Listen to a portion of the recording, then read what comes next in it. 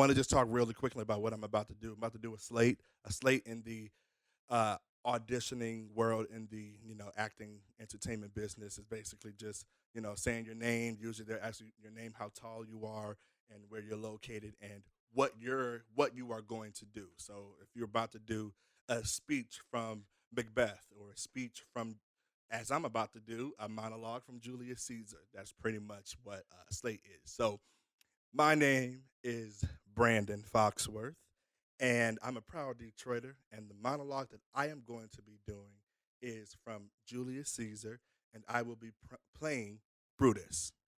All right, you ready?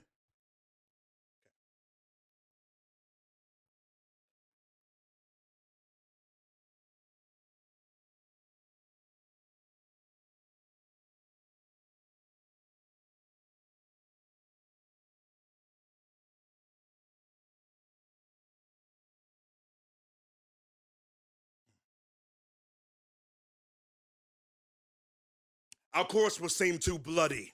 Let us be sacrificers, but not butchers, Caius. Caesar must bleed for it. And gentle friends, let us kill him boldly, but not wrathfully.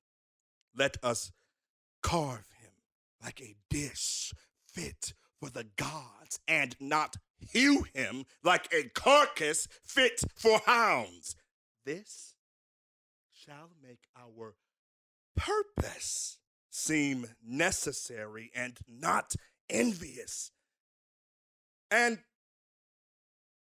for Mark Antony, think not of him, for he can do no more than Caesar's arm when Caesar's head is off. No, yeah. Heyo, it's Ashanti. Welcome to TheShantiSho. I'm here with Brandon Foxworth. Hey, everybody. Let's go. Let's go. I'm happy to have you. Thank you for having me. I'm really happy to have you here. First of all, let's tell the people what you do. Oh, okay. Let's see. Usually when I create bios, I say, my name is Brandon Foxworth, he, him pronouns, sometimes they, them as well.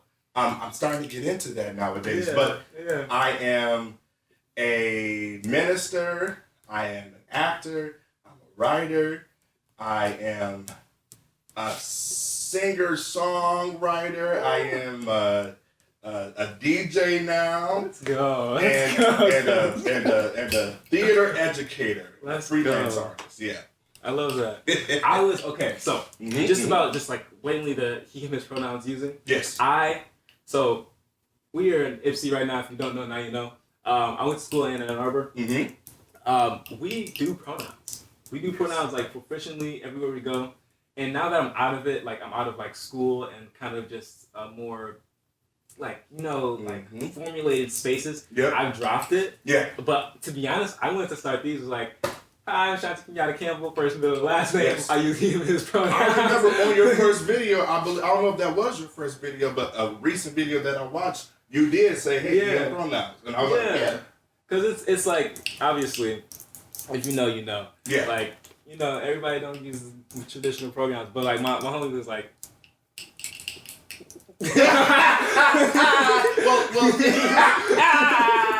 well, it surely will bring you into bigger audience, as well as, I believe the he, him, she, her, the usage and declaring of the pronouns is, even if you're like, oh, well, they don't really matter to me, it does matter to somebody. Exactly.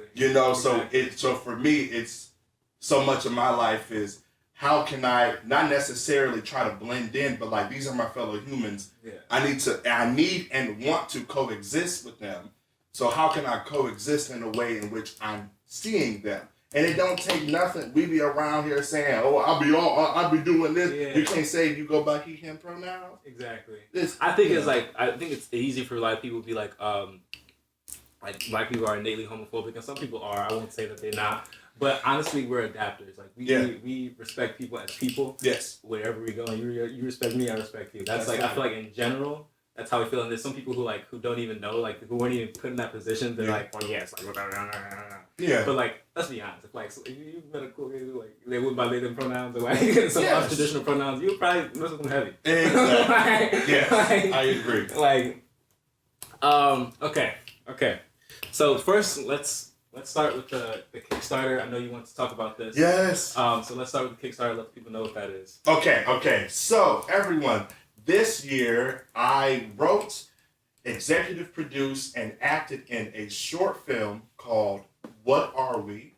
Are We Going to Be?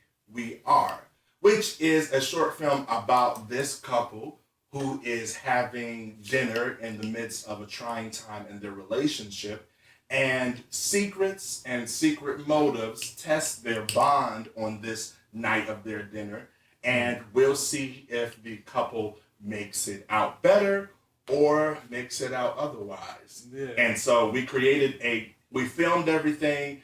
I and my fellow executive producer and co-star, Kyle Christensen, we both put our money into it, and we paid for our director Ryan Murtha, who is also the DP, who was also editing this as well. We have paid for our sound, like on the day of when they recorded the sound. And now we are in post-production. If you don't know what that means, after we're done filming this, he and his team is going to edit this video. He's going to check about the sound to make sure that the lights was hitting on his end on the computer. So that is post-production.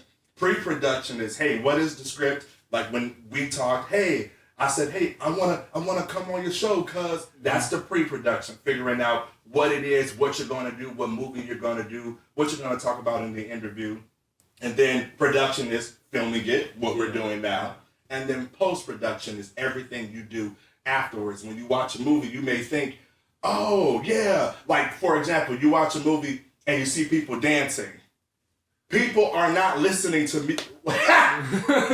Watch a movie or watch a TV show or watch something and there's music playing and people are dancing. They're not dancing to music. It has to be silent because you have to hear the actors that are having the scene in the club. Like for example, you watch a movie and there's somebody having dialogue and they're talking about something in a club and you see people dancing. They in post. They put all of the sound in there. That's what happens in post-production. So that's where we are now. We are color guarding, just making sure that the color in the film throughout, that the melanin looks good and that we're popping the way that we need to be, as well as the sound, just making sure that the sound is great so that when people listen, that there isn't little crackles or cop sirens going around, because that happened on the day of. As well as we have a composer, Kyle James, who is amazing. He's an amazing artist. I've known him since undergrad. Shout out Kyle. Yes, shout out Kyle. You're amazing. And so he graciously is going to lend his talent to compose our film. So we are running this Kickstarter so that we can pay our artists, so that we can pay the people, and so that we can get our film to the best possible point that it can be. And we're raising $5,000.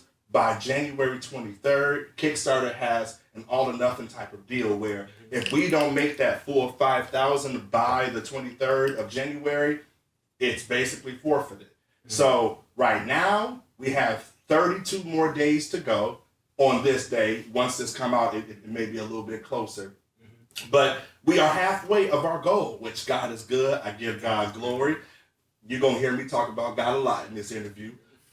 And so we need your help. So I'm going to send him the link and he'll be able to share it with you all. And we'll see a teaser trailer as well for it. But it is a beautiful film. I believe that it's going to touch a lot of people. It is a film about a queer couple who happens to be queer, who happens to be interracial.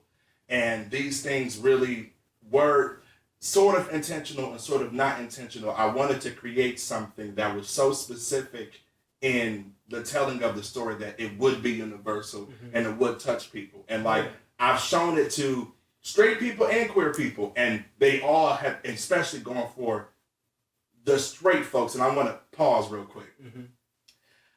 I did not do, because I just want this to be clear, I am not saying that I'm creating queer art to adhere to straight people. Yeah. No, like No. it's just No. right. It's just the fact that a straight person can watch this film and also feel seen because of how specific it is, which is kind of the point that I made in this specific movie. Is we go so much on, oh, he's this, she's that, and they must be different. But if you really watch, we're all human. Yeah. This is a couple who's dealing with couple things. Yes, they happen to be black and white. Yes, they happen to be queer. They happen to be two men. But that is not the whole basis of it all. Like, no characters in this movie is coming out of the closet. Right? We've seen that. You know, exactly. They just are. They're already out, because that's what people focus so much on with queer media and queer entertainment is, will they be coming out? Is someone going to give someone AIDS? Is someone going to steal a father from a family? Is someone going to get bullied by somebody and then fall in love with the bully? We've seen this so many times, and not saying that shouldn't be had, because there's a truth to stereotypes. And of course, in this film, you're going to see some things that you could say, oh, that's a stereotype. Yeah. Yes, stereotypes are true. That's the point. But when it is all focused on stereotypes, that's when you turn your head and you're like, for me, as a queer artist, I'm like, well, is everything that I do gonna be, he's coming out? Oh man, it's like, no, like we're human. There's so much more, just like with black people, there's so much more than we struggle. We gotta get over our oppressors. Yes, those stories deserve to be told, because that is very much the narrative in this white supremacist world. But that is not the end all be all. Black people deserve to have fun. Black people deserve to have other stories that is not centered around the difference or the space between whiteness or oppression. Like, we deserve to have. So I say all that to say, this is a different type of film. And yeah, that's what the Kickstarter is. All right, let's go. Let's go. I love that so much. Thank you, brother. Okay, so first of all, dope Kickstarter. I love that. I'm so proud of you, bro. Thank you. Like I said, I've seen your growth since forever. I remember, first of all, going over my Aunt Nuki's house. This is my cousin. If y'all don't know, now you know. We had to be little cousins. But, you know, so when he's like, since I've been knowing you, it's like since he's been born. Yeah, real life. Real life. Yes. But so I remember going over it and like, I know y'all was up there, so like it's an honor to be like having this conversation with you right now, because like you guys were heroes. Like as a young age. And can I ask how old you are? I am 27. 27, beautiful. 27. How old are you now? I'm 22. Oh my God, it's wild, man. That is wild. That is wild. Man, so we're over 5 years. When is your birthday? April 5th, 2001. Oh, okay, so you about to be, so we literally 5 years. Okay. But yes, exactly 5 years apart. So, and I remember like moving out here, I was like, I don't know, I felt a lot of sorrow just being away from family. Ann Arbor, by the way. Yeah, Ann Arbor, exactly, Ann Arbor.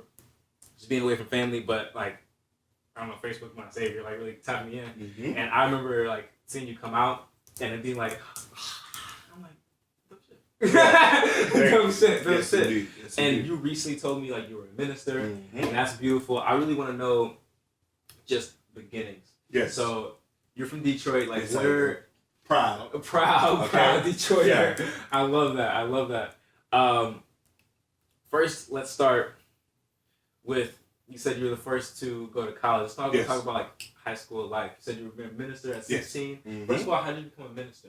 Yes, indeed. Okay, so my mom was, she definitely took us to church when my siblings and I were young. But like in terms of us being so involved in the church, that didn't come until later, until I met my Nana, who my youngest three biological siblings, their grandmother, we have a different father, but they're, half nothing. Half nothing. They're my full siblings. Honestly. But their biological grandmother is my Nana. I call her Nana. She's been in my life since I've been a kid. And when she came into our life, she's a woman of God. Eloise Rucker. Hey, Nana. But she's a woman of God, and when we met her, she got us into her church where we actually got involved. It was not religious, because we can talk about this too, because I don't say that I'm religious. I don't even really say that I'm Christian, but I am a follower of Christ, and we can talk about that. But religiously, in terms of we were always going to church and even going to Bible study, that's when we really started to be on it in church, when we met her. Yeah. And then from there, we our church name is Greater New St. Paul. And now we're online because our church building actually burned down. So now we're doing Bible study things online, and we'll be looking for an actual physical space soon. But I remember around, what was it? It had to be around like 15 years old, where I've always been very observative. I've always been aware, even as a young kid, which I know you have as well, and that's where the soul tie comes. Of course. But I've always been very aware, and I would just observe grown-ups all the time. I would observe the wise all the time, the elders all the time. And let's just say I could understand, like when we went to our bishop's sermons, I could understand some things, and like I could understand what he was saying. But then I would look at the kids around, kids in church, if they ain't got children's Bible study or children's church, children's service, they're all running around.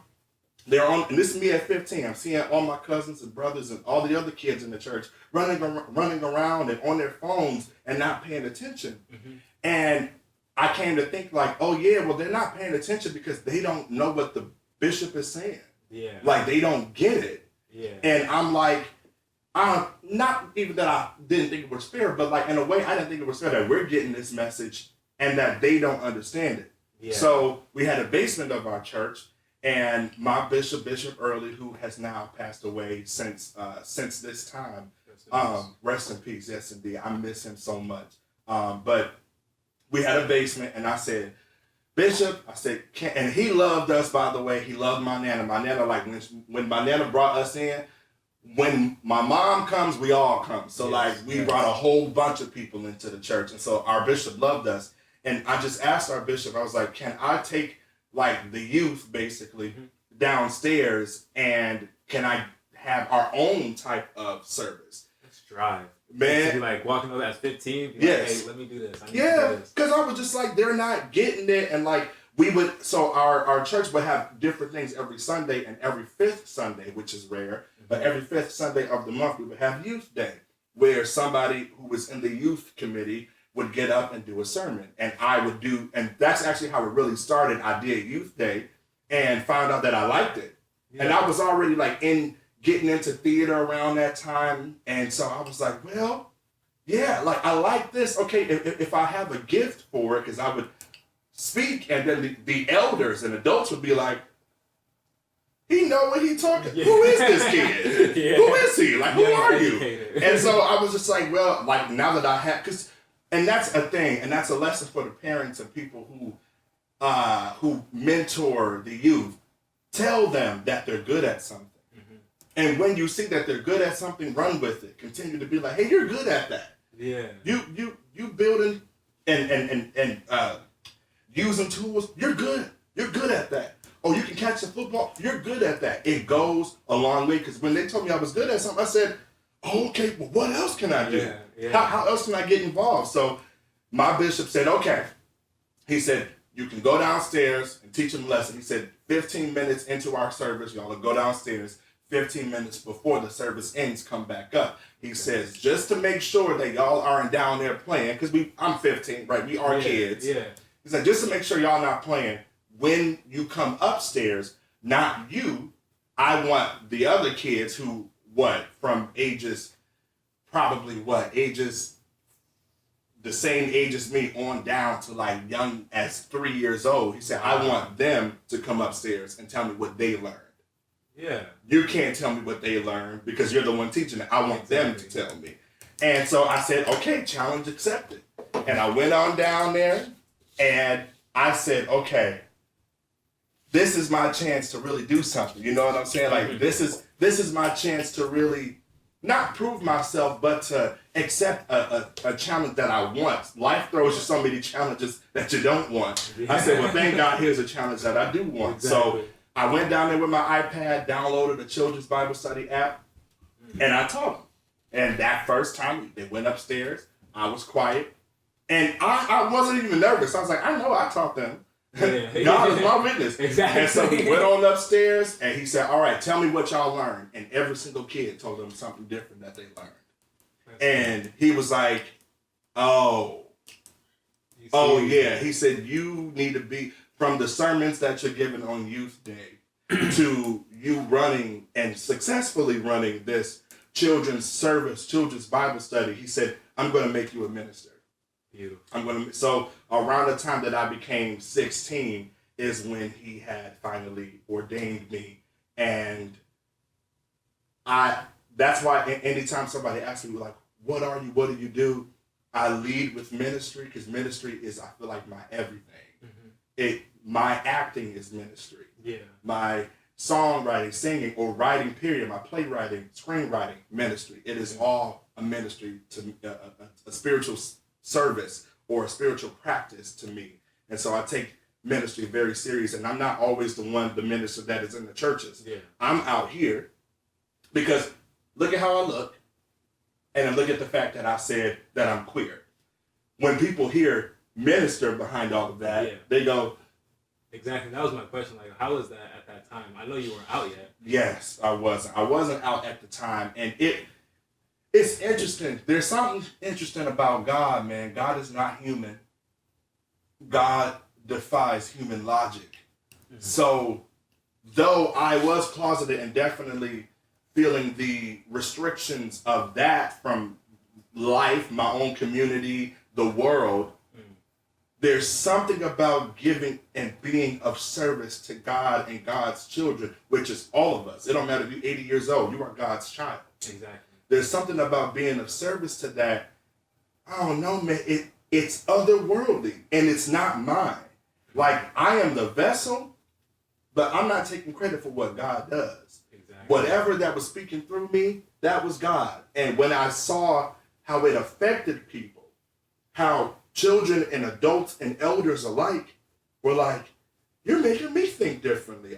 I knew at that moment, with, Jesus being my leader and this being this selfless being, that no matter how it may be difficult for me to be a minister and to be closeted and queer where I am, this ministry is bigger than even the things that I'm dealing with in life.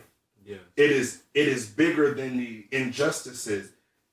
People are getting helped and saved, and they're thinking differently and healing from something that I'm saying. Whatever I'm going through, and even to this day, I deal with things, but when God says, I need you to talk to this person, it's like, okay, I got to take whatever I was dealing with, but God gave me something, and I know that it is above me. Like, it's that selfless thing. Like, I really, it ain't no pride on me, man. Like, it's like, I take that very seriously when God wants me to help his children. And my biggest fear, one of my biggest fears, is that I lead people astray. And that I lead people farther from God. My only wish when I die on this earth, whenever God has that, is that whoever I attempted to help through God, that it actually helped, and that they got closer to him, because I'm forever indebted to God. So I take that very seriously. So, it was hard.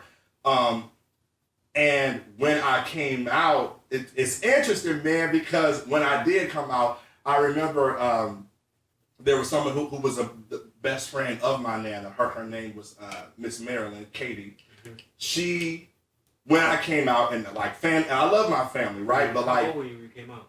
I was 19 when I came out, and man, it was tough. It was hard. It was hard. Were you still at home?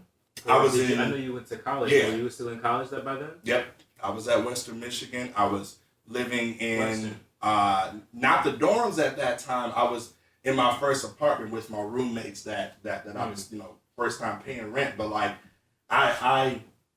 that was a tough time.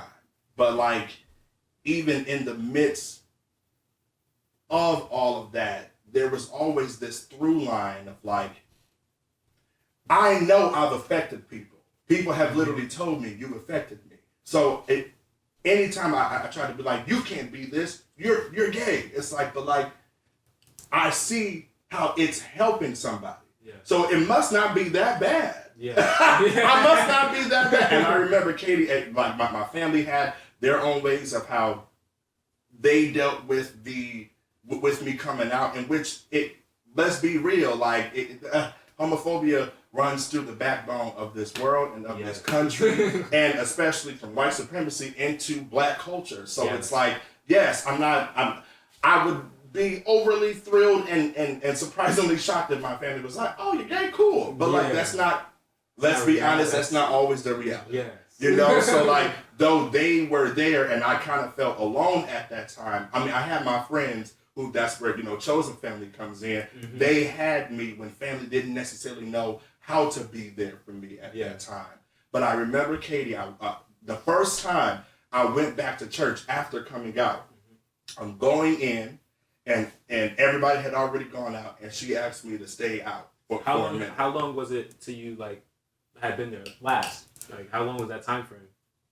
Or was it like fresh? Like, were they like, oh yes? Oh, it was fresh. Well, and especially with the family. Like after I came out, it was probably like a month and change, because I came out twice basically. I came out on July 30th, and then I came out on November 6th. That's November 6th is when I felt like I took full advantage. I came out as bi first, which most queer people, that is the path. You come out as bi, it's like, okay, that's safe.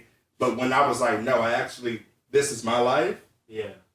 I'm gay. I know what I am. November 6th is when I did that. And so a month after that, of course, we're going home for Christmas, going home for, the holidays. Mm-hmm. That was when I went back to church, and she paused me and she was like, yeah, go ahead.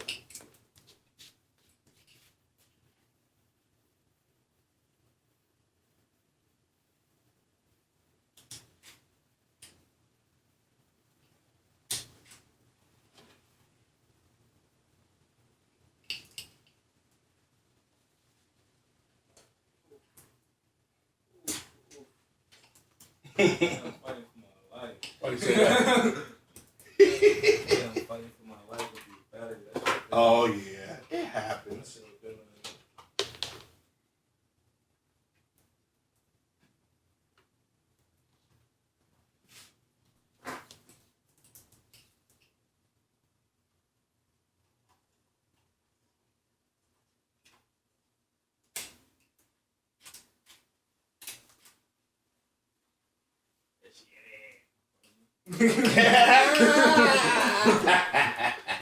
Please continue. This is you're talking about the going back into it. Like yes, church. Going back into church. After I came out, the 2 times that I came out, and the second time being the one that I took full ownership, and like I felt like it was me on purpose stepping into it, not coming out as bi out of fear, but being like, no, this is who I am. Mm-hmm. When I went back to church, that my basically, I guess, a great auntie of sorts, was best friends with my nana, Miss Katie. She said to me, she pulled me aside. Everybody was going into church. She pulled me aside, and I'm worried, right? Because I'm like, that heart was just going. Man, I'm like, okay. And I don't talk about church, but I'm like, what the hell is this about? I'm like, okay, we gonna see what people gonna say, how people go. But she pulled me aside, and for her to do this and to be of an older generation and have done this, but she also knew the gift that God gave me. Yes.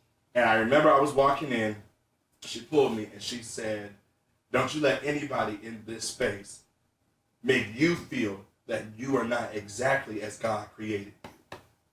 You are exactly as God created you. And what you are and who you are, God made you that for a reason, and that is what He will use to bless you. Yes. There's a saying, I don't think it's in the Bible, but it goes as little something like this: God don't bless you for who you pretend to be, but for who you are. Yes.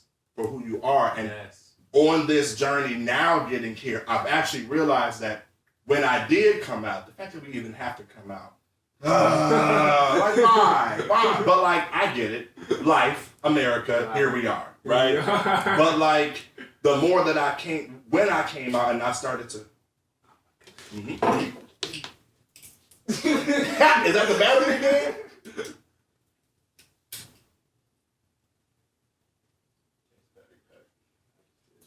Yeah.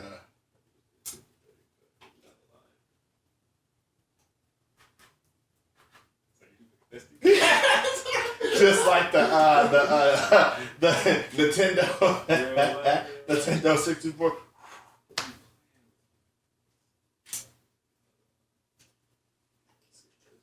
Yeah.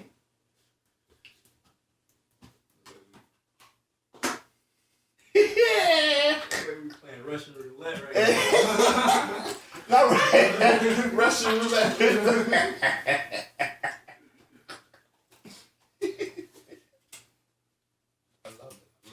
Love it. You know the way it be. You know the way it be. You better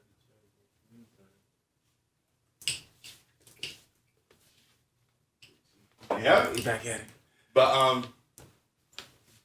as you were saying, you're exactly who you are. Yes. Exactly where you are. yes, and God blesses you for who you are. And as I've continued to, since coming out, my acting has gotten better. Because to act is to be truthful. You don't act to act, though it is playing pretend in acting school. They're like, if we see you acting, it's a job. Like, no, like, people want to see truth. Because that is the magic of acting, is that when somebody is playing pretend but really believing it in truthful circumstances, then you kind of morph and you're like, oh, I'm feeling something. I believe you because humans, truth. That's and we bond off that off like acting. I'm telling you, people tell me I have like such like a genuineness in acting that no one else has, and like, I'm just acting. I like but this. you have to feel the words. Yep. You have to feel like, or else like, what are you doing? That's right. And I'm telling you, it's the living in your full. And what do we ever reach full authenticity? Who knows, right? Exactly. That is a lifelong journey. Exactly, it's a lifelong journey. And it's like day by day. But people say be yourself, but like nobody knows how hard being yourself is. It's hard as hell. Because being yourself requires you to now turn within. That's why I say I believe acting is the hardest job out there for this reason. Yes, acting is going on stage playing pretend. Yes, it is. Yes, it is. But even a soldier who is going to war, a soldier don't go to war being like, what was I feeling today? Let me put that into the war. Like, no. Or a doctor going to the surgery or the hospital or a therapist who's a doctor. They don't go to these places with their life. They have to put their life behind them and be like, this is where I am. An actor, you can't hide. You have to come fully as you are. That character needs all of you, not some of you, not just the pretty parts of you, not just the parts that it needs all of you.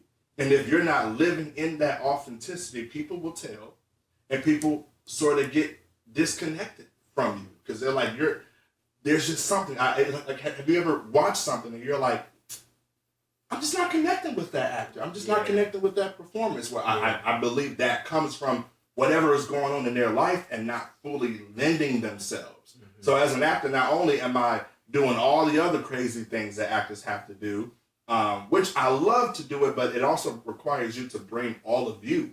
But if you're not living in your truth, what are you doing? Or even beginning the process to live in your truth, because I think that also stems from what we were talking about earlier, just like it is a process. And it is like a step-by-step thing of how you go on this journey of life to live as you are. And when you do that, it means that you got to turn in. Yeah. It means that you got to, on purpose, go, who am I? What am I? Where am I? Where was I? Where do I want to be? And doing that work it can be very, very humbling. It can be very challenging. There are times that it can be a thrill, And there are times where you're like, oh, this is, wow, like, this is hard. Yeah. But you realize that's what this world is trying to make me into, trying to make me into something I'm not. The world tells you, the flesh, the world tells you, who you are is not enough. Yeah. No, you need to be more masculine. You need to be more feminine. You don't smile as much. You need to smile more. You need to do this. You need to do that. Instead of asking you, who are you? Yeah. Even your children. You may think, oh, I'm not about to ask my 5-year-old. Ask your 5-year-old, who are you? Yeah. Yeah, they may say, I don't know, but ask them things. Like, do you know what your child's favorite candy is? Do you know what their favorite song is? What their favorite color is? We just go so much about being like, oh, let me try to be what my mom needs me to be what my children need me to be what someone else needs me to be. But it's like being yourself. You must be yourself. Because playing pretend and playing a character in real life, I do that enough on stage. Exactly. So doing that in life and living most of my life in the closet straight, I ain't ever been straight. I like women that were attractive. I've had crushes on women before, but like straight, no. But like it gets tiring, and there's such a freedom that I had after I came out and after I continued to go on this journey of who am I? And I was just going to say, why also I believe it's hard to be yourself on purpose. That means that if I'm myself and I walk into a room full of people who don't want to be themselves, yeah, who haven't done the work, who get intimidated by someone who is fully living in themselves because they don't like who they are, it creates issues. It creates problems. Even with like family who were used to me as they saw me. Like think about it as family being like, oh, you're going to always be our little this. You're going to always be our little cousin. It's like, yeah, but like I'm not him right now. I'm me. I'm me. I'm still your little cousin, but I'm not a little cousin. Yeah. I'm me. I've had years. I have experience. Yes. I know what I was dealing. Like, you know, you become yourself every second. I wanna ask. So first of all, you talk about going to college, being the first to go to college. Yes. How was that experience? Like, was it like, what did you know you were going to go to college? Like, even in high school, like, was that like an aspiration of yours? Well, I have to toast that up to my father, who also has passed. He passed in 2015. Love you, Pops. But yes, rest in peace. I love that man. I look just like him, spitting image. But he was on my brothers and I, and just really like, you're going to college. Yeah. Because he didn't get a chance to finish high school. My mom finished high school and she did some college, but she never got a chance to finish. Mm-hmm. So with me, they were like, you're going. Yeah. I don't, whatever it is that you're going to do, at first it wanted me to play football. I say, oh. And I did. I was Pal League, but for me, I was like, football. Look, if you are a football player, football lover, all love to you, and like for real. Like there were some things in football that really taught me how to like not even be a man, but be a better human. There's something about whether you win or lose a game, shaking the other person's hand and just saying good game anyway. Like it does teach you things, you know? 100%. But like for me at that time, I was like, this is just something to get my anger out. I can do that on stage. Yeah.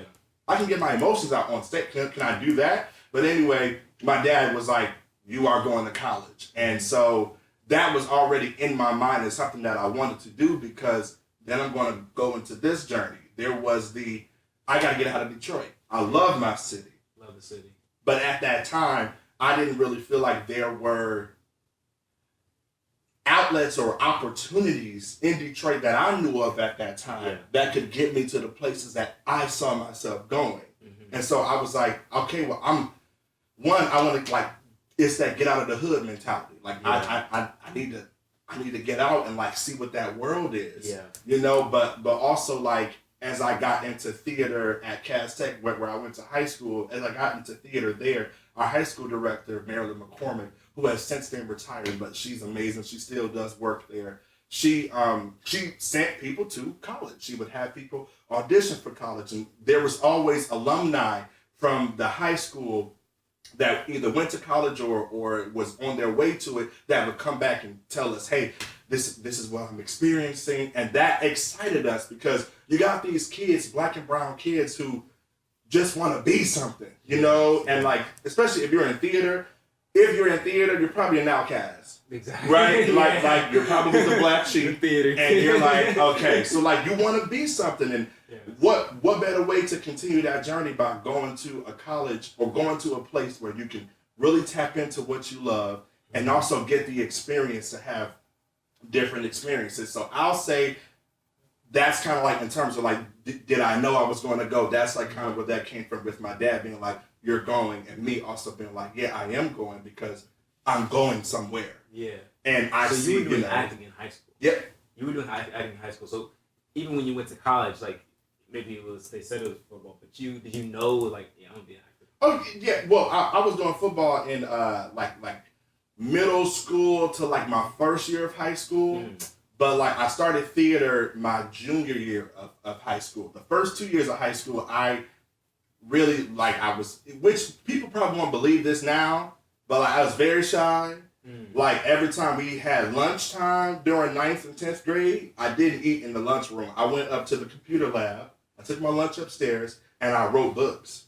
Wow. I wrote stories because I've been writing since I was 7 years old. I've been writing before acting, before ministry, before any of that. Wow. Writing was like my first love. And why that is, when we were, and you remember the King homes, that's where we used to live. And I love the King homes, I love it. But the King homes wasn't always the safest place for children, for people. And Can so, you explain the King homes to the people? Yes, the Martin Luther King homes is this apartment like projects downtown Detroit that I lived in pretty much since I was like either a year or some change old or in my earlier years till about my junior year of high school. Like I was living there that entire time, and like it wasn't always the safest place. So my mom, being the protector, she had me and my brothers, which you know, we was in the house. And so being in the house and not always, playing outside or getting that experience necessarily, what did I have? I had my characters that I could write stories with. So those are my best friends. So that's how the writing came. And so, and that just kind of flooded through. So I say that to say 9th and 10th grade was writing, because that was when I got scared or when I was uncomfortable. That was my comfort. That was where I could find myself. And then getting into junior year of high school and senior year, that's when theater started. And then it's like, once I was there, the first time I was in the black box, which now it's called the Maryland McCormick Black Box. First time I got in there, it was the first time in life, that I was like, this is where I belong. This is it. And when you're a child and you're closeted, and you're also the oldest, so there was that as well. I'm the oldest of 9 kids. So it's like, there's that mentality of like, my mom and my dad were like, you're a leader. Your brothers are looking up to you. Now I have sisters. Your brothers and sisters are looking up to you. You gotta go. You gotta be the one that keeps your head on straight.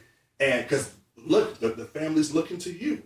And so that also pushed me to be like, oh yeah, I gotta go to college and I gotta go hard. Go hard, But yeah, so got into the black box, and I just felt like that was the place that I needed to be. And when you feel that, especially having a life and the internal conflict that I had, when you find a place that you belong, you don't want to leave. I said, I want this the rest of my life. And still to this day, no matter, people are people, you're going to have some bad seeds, bad eggs, what have you, bad experiences, or not so good or not so pleasant. But theater still to this day is the safest place, even safer than church for me. Theater is my church in a sort of sense at times, because it is a place that I can express myself. So once I was in the theater, I'm in a place that I feel like I belong. People are literally showing me examples with alumni coming back that you can make it out. You can go to college. You can do this thing. Exactly. It made me go, okay, I know I need to go. I'm going to go. And then I got accepted into Western Michigan. Beautiful.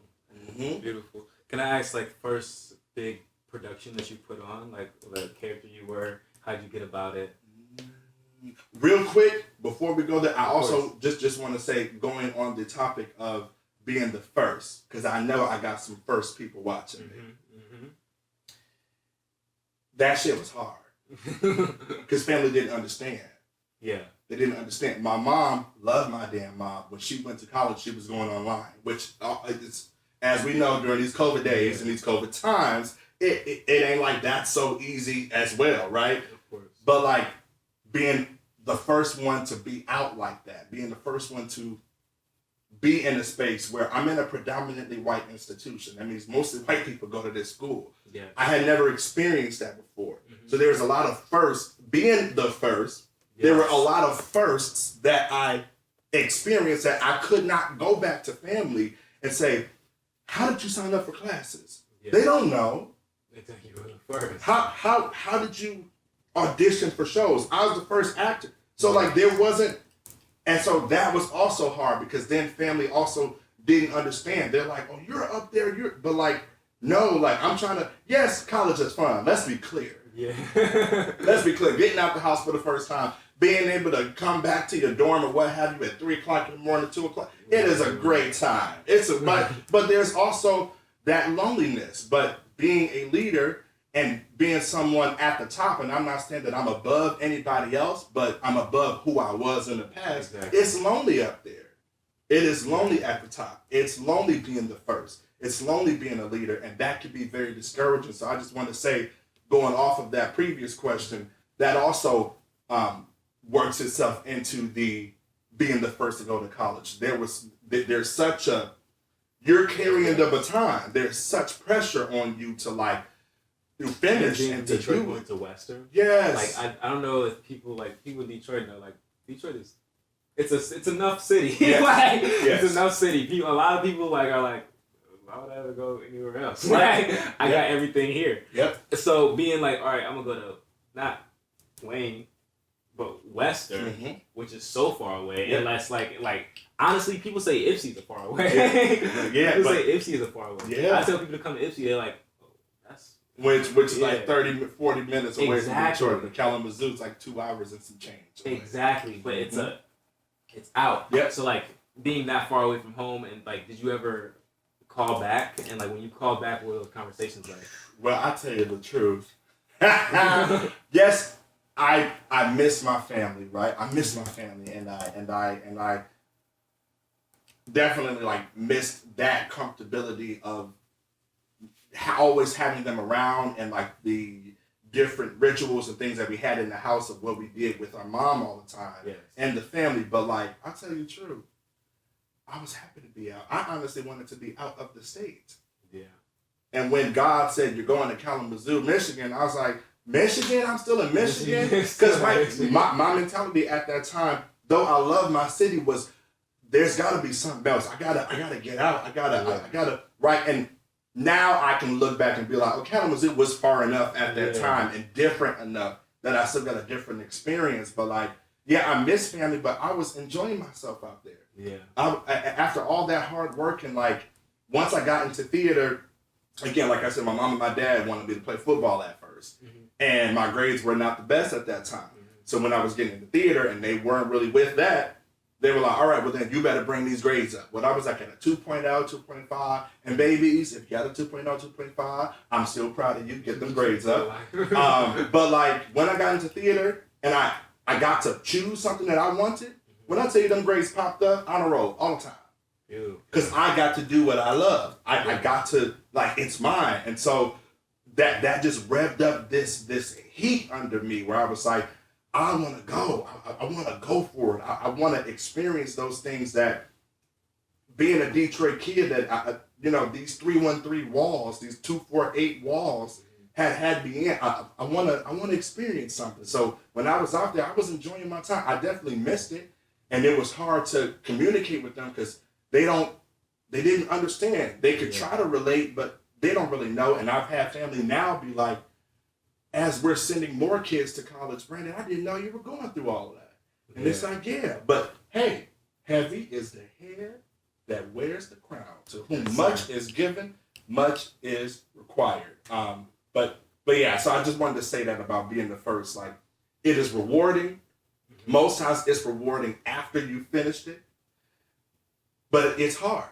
Yeah. And I just want to like talk to the people who are the first, who are out there, who may feel like family don't see me. I see you. Yeah. God always sees you, but like we see you and I see you, and like I know how hard it can be. So I just have to say that because it is a challenge. But there's something about when your younger cousins come to graduation and come to these graduation parties, and you get to see like, oh, all of it was worth it. Because most times all you need is representation. You just need to see that it's possible. Somebody that lived in the same area code I lived in, that is in the same bloodline, same family that I am in, made it. Making it, meaning they got out. They're living. Yes. That makes it all worth the while. And that goes back to the ministry. It is for God. Because yes, it was tough in that instance, but at the same time, my cousins, my family, they're getting blessed. Aunties, older family members are like, maybe I should go back to college. Yeah. It makes it. Yes, it was still hard. I'm healing from things, but it makes everything worth it. You know. Yeah. I forgot the second question that you said after that. It's okay. Just had to say that. It's okay. I was just asking, like, college level, like collegiate theater. Mm-hmm. How was that for you? Like, what made you? Like, what was your first show? Specifically, yes, first show. Well, let me actually go back to high school first, because our high school director, MC, love you, Sugar. I call it Sugar. My first show that I did, and we high schoolers, she pushed the envelope, but she trained some beasts of humans and actors. My first show I did at 16 years old, right around the time that I got ordained, was Ruined by Lynn Knowledge. Now, some theater person just gasped, and I'll tell you why. Lynn Knowledge, yeah. Ruined by Lynn Knowledge is about the genocide in the Congo of the women in the Congo who, trigger warning, the ruining is when they take a machete and ruin the reproductive system, internal of a woman. Yeah. And it was about this sort of whorehouse called Mama Nadi's, with Mama Nadi being the main character, who is the madam, basically, I guess you could say.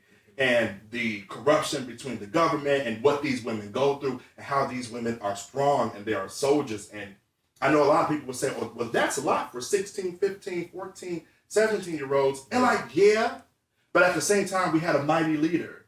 Yes. And I got to start here because this is what has changed everything. God is so good. MC, Marilyn McCormick, she said, she like worked into us because, you know, of course, high school students are like, oh, we get to be whores? Like, we get to be in a whorehouse, we get to be, oh my God. And the guys are like, oh, yeah, because like the girls would give lap dances, and it's a whorehouse, right? Yeah. And these are high school students, so it was like, what is something? They're like, oh my God. But on the first day, she showed us a video of women in the Congo who have been ruined, who are soldiers, who talked about what they went through. And to be high school students watching them, it made everything like, this will never else be about fame. It is about paying homage. Yes, telling a story. Telling a story and telling their story. Telling a story to people who don't get their story told, who was not in the main media. You know, like, that's what she worked into us. This is a social, we do theater for social change. We do theater to speak to people. And in that show, I played someone called Jerome Kisambe, who was the leader of the rebel soldiers. And of that, in that essence of folks like those rebel soldiers and Jerome Kisambe, they believed that raping women and children would cure them of their AIDS, and that they would get powers from this. So, to be 16, my first role I ever played, to be this rebel soldier where I did the research of what these men did, because that's also what she taught us, even though these are characters doing vile things and you could even say vile characters. She taught us that these are humans. Yeah. They something happened for them to get here. So when I'm playing a character like that, Brandon can hold him accountable, but I can't judge him because I have to play him. I have to figure out why he does this, why he thinks that's okay, why he thinks that is what he needs to do. And so that's also something of like growing empathy even for cruel people, and not in a way to be like, yeah, we agree with them, but rather to understand humanity even more. And so, and so it's like that was the first show, and that when I did that role, and it definitely was, it was a time because going to that place, I stayed in that mindset of the character like 6 weeks after we were done. Mm-hmm. Like it was my first one, so it took time for me to learn, and I really didn't even learn that until grad school was when I learned how to let a character go. Yeah, I always thought it was, good to keep a character like Leonardo DiCaprio. Like I'm method, so like I'm staying in the character. But like no, acting is a job. It's harder to take it off because your body doesn't know the difference. If you're crying or you're doing a sad scene, your body's like, we're sad, we're depressed. Yeah. But it has to be you. You have to find a way to get out of that. So that being my first show and having to learn how to get out of the character and like knowing, oh, I'm not acting just to be famous or to be seen. Of course we act to be seen. Yes. We're actors. Like yes. But it is more so about telling those people's stories, letting someone in that audience feel seen. That is much more important than anything else. And that being the first major production or production period that I did led me into everything else, getting into college where, what was the first? I guess the first big role in undergrad for the first main stage I was in was Charlotte's Web. I played I played Avery Arable, Fern's older brother. Let's go. Who was a little troublemaker, and I was a 6'11" Which I mean, we know about that life. I almost played a Willy Wonka. I almost played a what orange dude? No, the Oompa Loompa. Oompa Loompa. I was an Oompa Loompa. You what? Well, I was an audition away from being an Oompa Loompa. I was like, that's a role that you knew you was gonna get. And I was like, I'm crew. I'm crew. Oh well. I'm crew. I did makeup crew for that show. but man, those shows, especially even Charlotte's Web at that time, even getting even deeper into those characters, even into a. I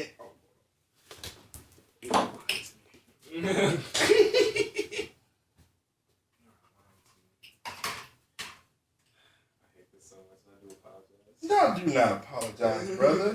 You are talking to a fellow artist. I know how it be. Trust me.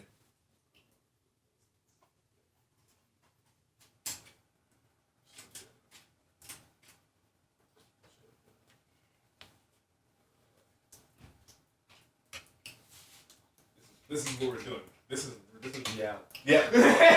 Yep. This is what we're doing right now. That's crazy. Look. Be quiet.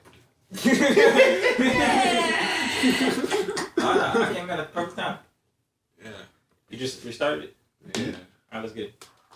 So Charlotte's Web. Well, Charlotte's Web. Yeah. Well, really, I just really want to know about, like, first of all, the growth of acting. Mm-hmm. And to be honest, going from now at this point, you're going from collegiate acting to professional acting. That's a career. Yes, that's not like for fun. Like I know I know it was never for fun, but we love to do this. Because you read my mind. I was literally about to say this has never, like, people who are like, oh, acting's a hobby.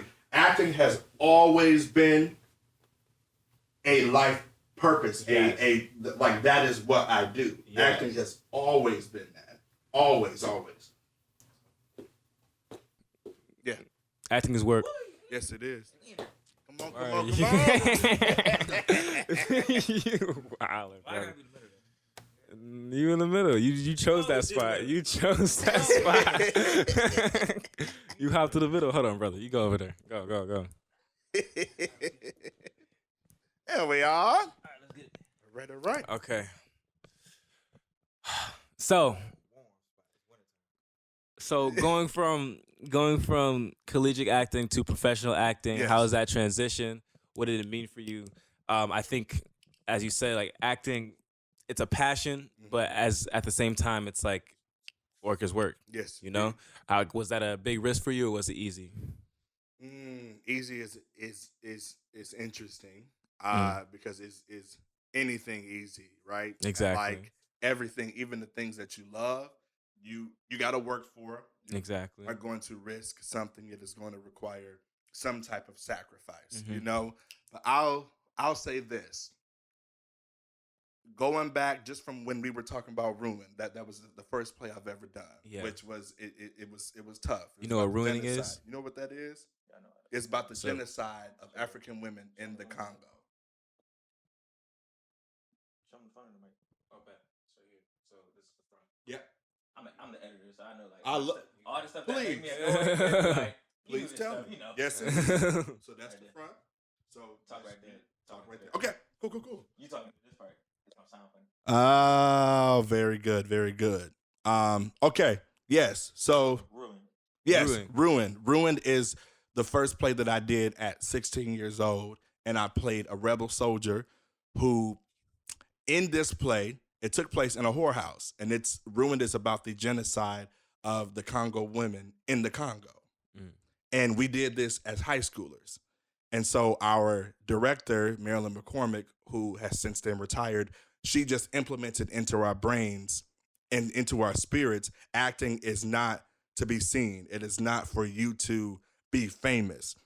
You have a responsibility to tell these stories. God gave you this gift, not for you to look some type of way, but rather these women don't get their stories told. These men don't get their stories told. This is what this play is for, this vessel. And so and around that time was when I became a minister. So everything was deep at that point. So that took me into, one, not always feeling like I fit in anywhere, but knowing that I fit in this place. As I said, I'm like, I'm going to stay in this until I can't anymore for forever. Like, and I had always known that like theater or movies or directing was going to be the thing. Like, since I was young, I was always like, yeah, that's it. And one of the biggest reasons, and I kid you not, one of the biggest reasons why I didn't act or didn't want to act at first, I was like, I was bullied. You know, come on, hey, let's be real about this. Yeah, you know, bully for being, and for the longest of time, I was like, I'm serious. I said, I don't want to be an actor because actors are pretty. I'd rather be behind the scenes. And I feel differently now. I know I'm fine, but and to know that it doesn't have anything to do with that. If that is your passion, it don't matter how you look. That's your passion. But Exactly. I just say all that to say, when I eventually got like, I've always known that this was what I was going to do, and I always wanted to act. But from the things that I went through in life, I didn't think that it was for me. But just of that question, I always knew that was what I was going to do. Like that has to be it. I saw nothing else. At some points, I wanted to work in a hospital just because I liked helping people. But I look at that now. Yeah. You think I'm about to go to college for that? And look, my nurses, my doctors, thank you. But no. Somebody got to do it. No, I don't want to Somebody learn gotta all them do it. terms, all them words. I'm good. I can act like a doctor, but I'm not. Nah. You know, so with that always being something that I knew I would go into, then getting into my ministerhood, getting into theater being this way that we get to be a vessel not only for the characters, but also for God to speak through. And knowing that this is about social change, it just made everything concrete of like, this is why I'm here. Not only do I feel like I fit in this place, I'm good at it. My parents, I was saying before, my parents didn't want me to act at first. Then they saw me act. Undeniable. And look, I'm humble and confident. Man, once my dad and mom saw me act, they were like, "Oh wait, nah, he's good." Yeah. He like once I started to see what acting could do, even to my family and to the people who saw plays, and also to know that we're doing it for social change, and this is something that I get to give back. The career point of it was just like, okay, well, what? Let me follow the breadcrumbs. Where do I need to go next to get to where I need to get? You know what I'm saying? And so that's really how it came about from, okay, then I need more training. Let me go to undergrad. Went to undergrad. Okay. And in undergrad, you're around other people who are going after this same career. So that's only going to empower you to just keep on doing it. You know, and also like looking up to the actors of that time, looking up to the Viola Davises and the Taraji P. Hensons and Idris Elba and Denzel Washington and John Goodman, Laurie Metcalf, Meryl Streep. Anytime I listened to I would watch interviews of acting for fun. Wow. Just at, like eating dinner, would watch because I was like, that's it. I see it. Yeah. And it's sort of that thing where it's like when you see that, not that many people get to that place, right? Where they do what they love. So I know that I'm very privileged and blessed to be in this position. And that is why I share this story so that someone else who's watching can go, I know I've been saying that I was going to wait to the perfect moment to go to school for that or to take that workshop or to do that thing, but I'm just going to go do it because that's what I feel like is for me. Like I've always felt like it was for me. So it wasn't even about, oh, well, of course, like people told me like acting's hard. People were like, 1% of actors like really make enough to be able to have health care and all these things. People would tell me all these things and I didn't give a damn. I didn't give a damn. I said, I'm acting. It's hard. I said, I don't care. And that's also when you're going after something like that, you get to show yourself who you are. I was able to see myself and be like, oh, this is something I really want. Like I'm hearing people talk about how hard it is and I don't care. Yes. I'm going to go for it, you know? Do you believe the existence of a plan B? Would you suggest people who have a passion to have a plan B, or is it the opposite? I say do what you feel you need. I will say this, people talk a lot about like what's like how do you make money? Because it is true, like with the auditioning all the time, until you get really deep into the industry or you just get very, very lucky off of something, you do need to have other things that you're doing to, you know, pay the bills and whatnot. And people can have whatever feelings that they have about this, but I like to say this. Anytime somebody asks me about a plan B, I looked at them like they was crazy.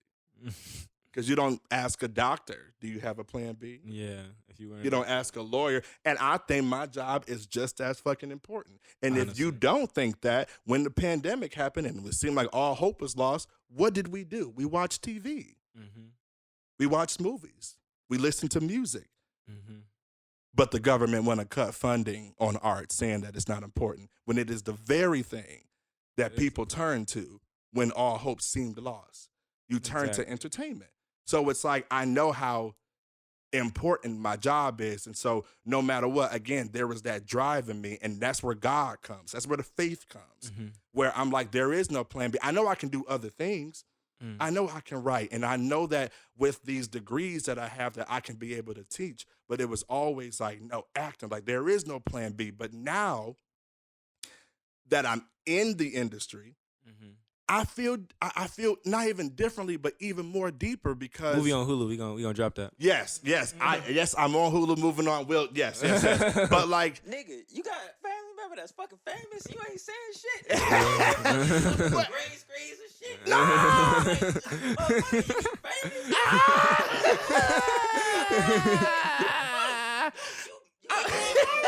I'm making my way up. Gotta I'm get it making out the my way mud. up. We gotta get out the mud. Oh my gosh. Oh boy, Yeah. Y'all see this shit? You be overthinking overthinking shit. See, sometimes you need a third motherfucker in there just to Well, just to overview shit. Because you know some people overthink their life. And like, damn, nigga, you got a cousin that's fucking famous. mhm. But you know, there's a journey, and I've been gone a lot. I've been gone a lot because I thank God that I'm working. So It's you that know, rich cousin that he don't be fucking rich. Well, look, I am rich in spirit, and when the riches in the spirit come to the physical, yes, but still working on that, brother. Still working. Yeah. It's coming though. No, it's coming. Yeah, No, it's coming. but yeah. What was the question? Hold on, I'm trying to remember. Okay, I get you. I get you. So, was it difficult or was it? I know nothing's easy, but what was that? What was that transition looking Getting like? into Going the professional Going world. into professional. Yeah, just I think from everything that I just said, it's been following the breadcrumbs. I knew that this was something that I wanted. I knew that this was something that God had me on this earth to do. So it was always about how do I get to the next thing that would get me to the next thing. Mhm. When I was an undergrad, I was like, okay, I could work in undergrad, and I had auditions, like work professionally, Mhm. but also I was like, no, I feel like I need more training. So Yeah. I'm going to go get my master's. Okay. And so I went to grad school. Because You got your also, master's? yes, indeed. In acting? Mhm. That's beautiful. Oh, yeah. That's To God be the beautiful. glory. I got it from UC Irvine. That's Yep, beautiful. University of California, Let me ask Irvine. this. We think about this. Do you think you need the degrees and shit like that? Because he said even on his side, he going to school for the Pro Tours and stuff like that. Something like he wanted to get like the school side of it. Yep. You think you need the school side? I ain't got the school side of it.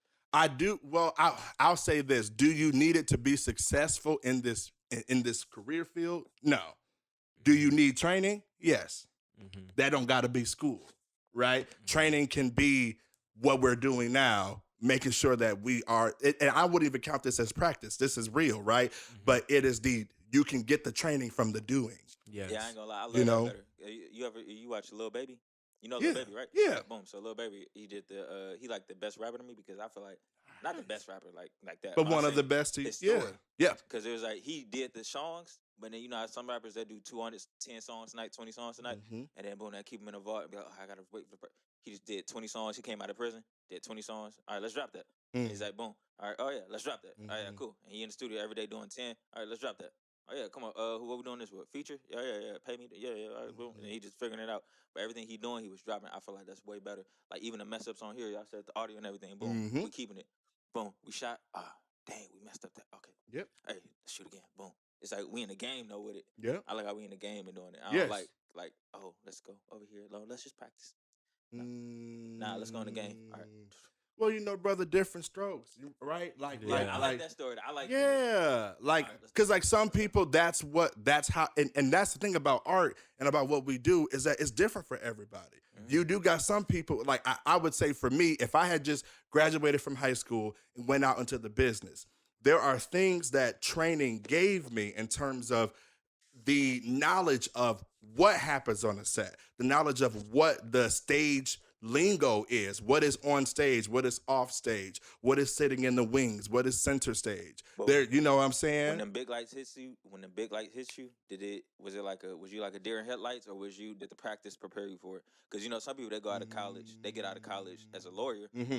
they think okay, boom, boom, they do all the practice and behind the scenes, and then they go up to the stage and be like, fuck, Yeah. I don't know shit. Well, there's Did you ever have that yeah. moment? Well, there's always nerves that come, but that's the thing about performers and why it takes a different breed. Because I believe performers in their own right are extroverted introverts. Like there is a shyness and there is a oh my gosh, but it's also like that's why rehearsal is there. Rehearsal is there so that you don't just go out there and it's like oh my gosh, right? It don't stop the fact that when you perform, you have to be in that moment and you're in front of all these people, but the practicing does allow the performance to be what it is, right? So like it is in that practice that you get to go out there and be like, okay, I don't feel like I'm just left out here because I've been practicing this, you know? I get you. Yeah. But yeah. So let's talk about this movie. Yes. This movie. What is the movie's name? The production. How did you even get on the roster to be making this movie? How did making the movie was for you? We're things talking like about the that. movie that I made. Yes. Yes. Can you say the title? This nigga made a movie too. I made a short film this year. I'm raising a Kickstarter for it right now. Man, you lacking. Brother, No. But look, there is a time for everything, right? God willing, There exactly. is a time for everything. This time needed to happen right now, right? Because usually I'm in LA. From God and wherever things are right now, I happen to be here We got an right LA now. Connect? God dang it, bro. Yeah, but look, on, that so now we can shift from the past, right? And now we here in the present, and we know going forward in the future. I got y'all got me. Whatever we need going forward, that's what we got. I'm gonna call you when I go to LA again. You better. Yeah, but so Yeah. And look, 100%. if you need connects or like, oh, well, I want to work with, and that's also what I believe.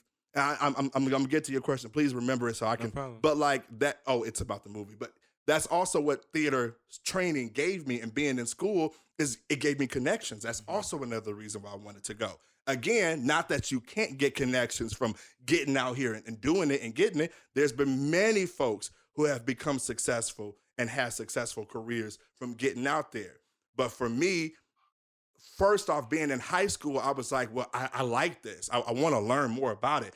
I want to be like Viola Davis and Meryl Streep, who went to Juilliard and went to Yale and know this. Like, they classically trained.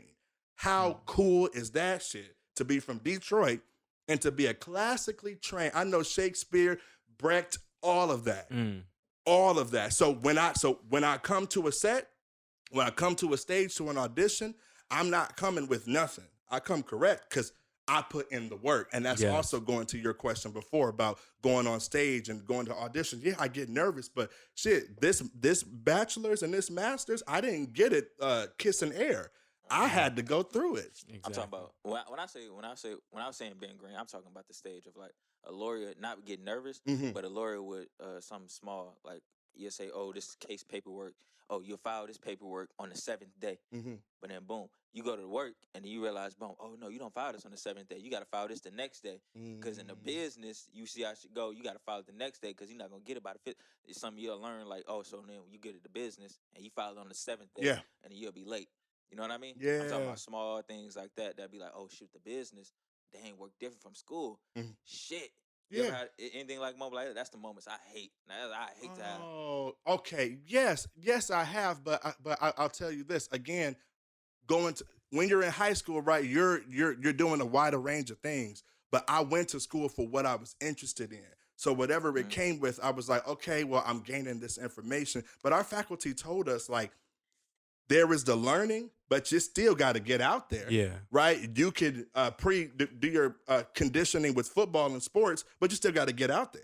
You know what I'm saying? So it was like, yes, there were things being in the professional world that definitely was like, oh, I didn't learn that in school, but like school never said that I was going to learn everything. Exactly. You know, I gained what I gained so that I could go out there. And so, right, because I would rather, me personally, in the path that I've been on, I'd rather go out there and have had these terminologies and had this experience, because there's also that. You get better with acting as you continue to live life, and you get this experience and this training. So it was that got me out there, so that when, especially grad school, so that when a director threw something or when something came about and I was like, ooh, school didn't really teach me that, school put, especially grad school for acting, for me and for many folks, is like boot camp for actors. We were put through so much so that by the time, and we learned so much so that by the time we went out there, no matter if it's something our school taught us or not, we knew how to go figure it out. Because that is what we learned, right? Nobody can teach you how to act. No one can teach you how to act. That's that bullshit now. I feel like that's why I didn't go to school for this shit. You know what say? No one can teach you how to act. They can't. But I went to school. Because listen, if I was teaching you acting, You said nobody can teach you how to make. But some listen. money. Nobody can teach you. but music. listen, I'm going to school. the fact of the matter of it is that I'm not God.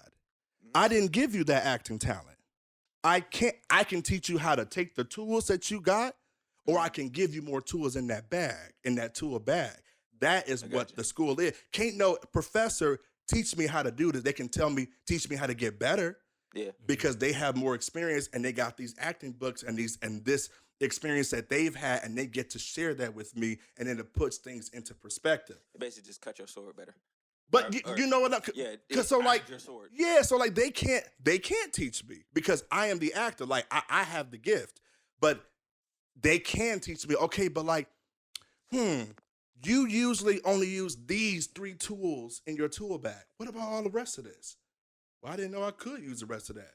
Well, here you go. Let's put some more tools in that bag. So I don't even think it's necessarily them teaching you how to act, but they can teach you the lingo of acting. They can teach you how to do contracts. They can teach you those things. You know what I'm saying? That's why I said, yeah, like they can't teach you how to act. But do I believe you need training? No matter what. Because though I've already gone to school for this, I am still going to get acting coaching.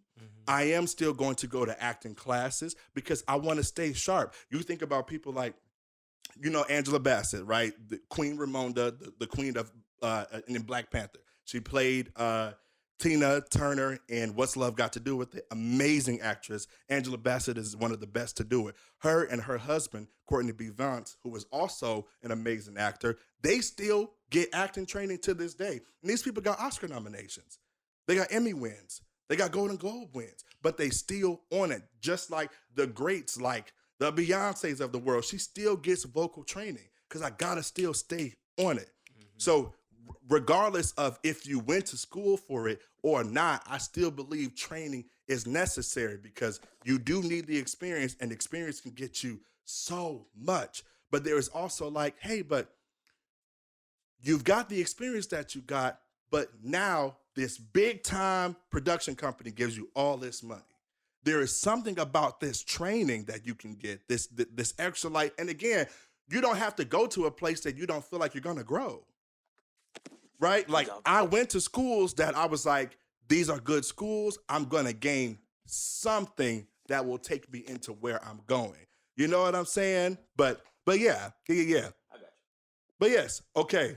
The short film. Yeah, short film, please. Yes, so the short film, again, it is called What Are We? Are We Going to Be? We Are. And how... Are we going to be? We yes. Are. I love It's that. like 2 questions and then I guess a Who came up with response. that? Me. That's love. Yeah, thank you. But yeah, so it started with, as I was talking about earlier, this is a story about a queer couple and an interracial couple and what they're going through. And it's not even necessarily it's not so steeped into the stereotypes, right? Though stereotypes are true, it's not steeped into it. You're really just seeing what's going on between this couple and what's happening. How it came about. I'm going to go back to last year when I was in LA and I was visiting a place called the Men's Health Foundation in LA, which is, how do I explain this? It's a place that queer people and queer youth from about like, could be young as 14 to as old as 28, maybe to 29, who they have this foundation in this place where they can get free testing, they can get free insurance, they can get free housing, they can wash their clothes there, as well as they have programs so that we can learn things because, hey, straight folks, y'all had sex ed. We did. Honestly. Nobody taught me anything about gay sex because it was so taboo and all these things. So this place gave us a spot to be able to be ourselves, to be able to be with other Black and brown queer men, as well as to be able to learn things about ourselves. So there was this thing called the BET group. And I forget what the initials stand for, but basically we would all meet every week and just talk about different things that we're going through in life, different things of like no one else in your family can relate to you of you being the only gay one, the only queer one. So here is a space where you can be around other folks where you don't feel alone, where you don't feel like you're by yourself. And it was the first time, like there were groups like this in my undergrad and grad school, but I went to a predominantly white institution for undergrad, so mostly white people went there. And I went to a predominantly Asian institution in grad school, so mostly only Asian people went there. So these groups that they would have that was sort of like this group, it wasn't mainly Black people or brown people. Yeah. So they couldn't really understand where we were coming from. Maybe they could from a queer point of view, maybe, but not really from a Black and brown queer point of view, because they just can't, right? Exactly. Unless they do the research That's a themselves. crazy ass question. So What's the question? You in the LGBT community? I am. Hey, look, nigga, how the fuck are you a goddamn pastor and a goddamn queer dude? Make it make sense. Well, Explain it. my ministry. Explain it from your perspective. I got you. My ministry. You know, from the outside for the podcast. Yeah. It'd be like confused and be like, what? I know people gonna be, and I don't expect. My job is not for you to understand me. My job doesn't require. I don't need to get my worth from somebody understanding me. I understand myself. I've worked very hard to get to here, and I have a personal relationship with God. Mm-hmm. I got a relationship with God. I talks to Him like I talk to you right now. I talk to shit with God. I do it all. I talks to Him. And it's that relationship and that journey.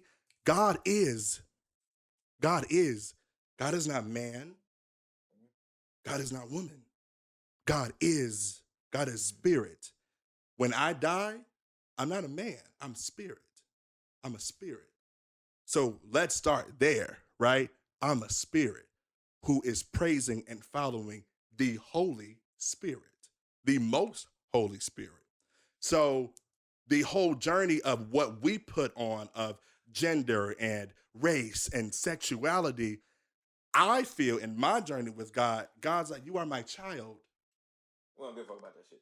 I don't give a fuck about that shit. Oh, okay. Because why do we care so much about it? Because it's societal, it's social. Yeah. But God is above all of that. God says, my ways are, I'm higher above, thus my ways are higher. Hell yeah. So God is like, I don't think about it how y'all think about it. Oh yeah. And for God, I feel like most of the time it's with being a minister, and I was just saying this earlier, it has... Never thought of this, but hey, look, Yeah. I promote this nigga to my fucking heart out, because you gotta understand, there's so many gay dudes out here, and some shit like that, they kill themselves, because, oh, God don't like, That's right, man. I done seen so many shits, movies, fucking real life shit. Yeah. Gay dudes, they'll kill themselves, because they think God don't fuck, It's real. So yeah, hey, I believe in this game. It's real. It's real. But look, and I'm gonna tell you this, brother. It's real, and the thing is they get that from who? Did God come down and say, I don't like you? Who said it? A man, a human, a person. We project onto God what people did to us. Mm-hmm. So we go, oh, well, that was how my dad treated me. So God, you're my holy father. You must be the same. But that's not the case. On my journey with God, God has shown me, and that's what I was saying earlier with my ministry, I am the vessel, but I am not the light. God is the light. Mm-hmm. So whatever I do, it is humility for Him. So it don't matter queer or whatnot. Honestly, because yes, people hear, oh, you black, you queer, and you're a minister. Like, how is that? Like, what is that? But here's where things come into even deeper fruition, is that I'm comfortable in who I am, and the more and more that I go to who I am actually is the more and more that I realize God made me exactly this way.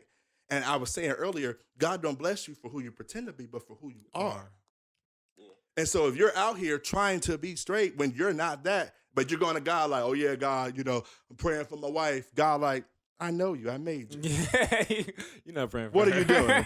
You're praying for What are we doing? No, instead, you're every night crying to me, and that's what came about with me, and that's what was so hard. And I'm going to go into that real quick. When I heard God for the first time and heard him, I mean, hey, look, we are a bunch of young men up here, and of course, going through puberty and the testosterone of everything, you learn sexual things and you feel these feelings. And about to get deep, y'all. Mm-hmm. I would always be so frustrated with God. I honestly, the first play I saw was called Tell Hell I Ain't Coming Back. It was a play in the church about these people who did bad things and went to hell. Mm-hmm. And what their stories were. And it was like teaching us, don't be like this. And you see a murderer, you see a cheater, you see all these horrible, horrific things. And then there's this gay person. And I remember being young, being like, oh, okay. And that's me learning from society that that's bad. That's not, don't do that. God doesn't, okay, cool. So then I started to feel these feelings. I knew when I was 5 years old that I liked guys. I started, just like most other people knew you liked women. Mm-hmm. So I started to get confused because I said, okay, God, you're the end all be all. You are the Almighty. You hold on. I think it may. We're going to get into it, brother.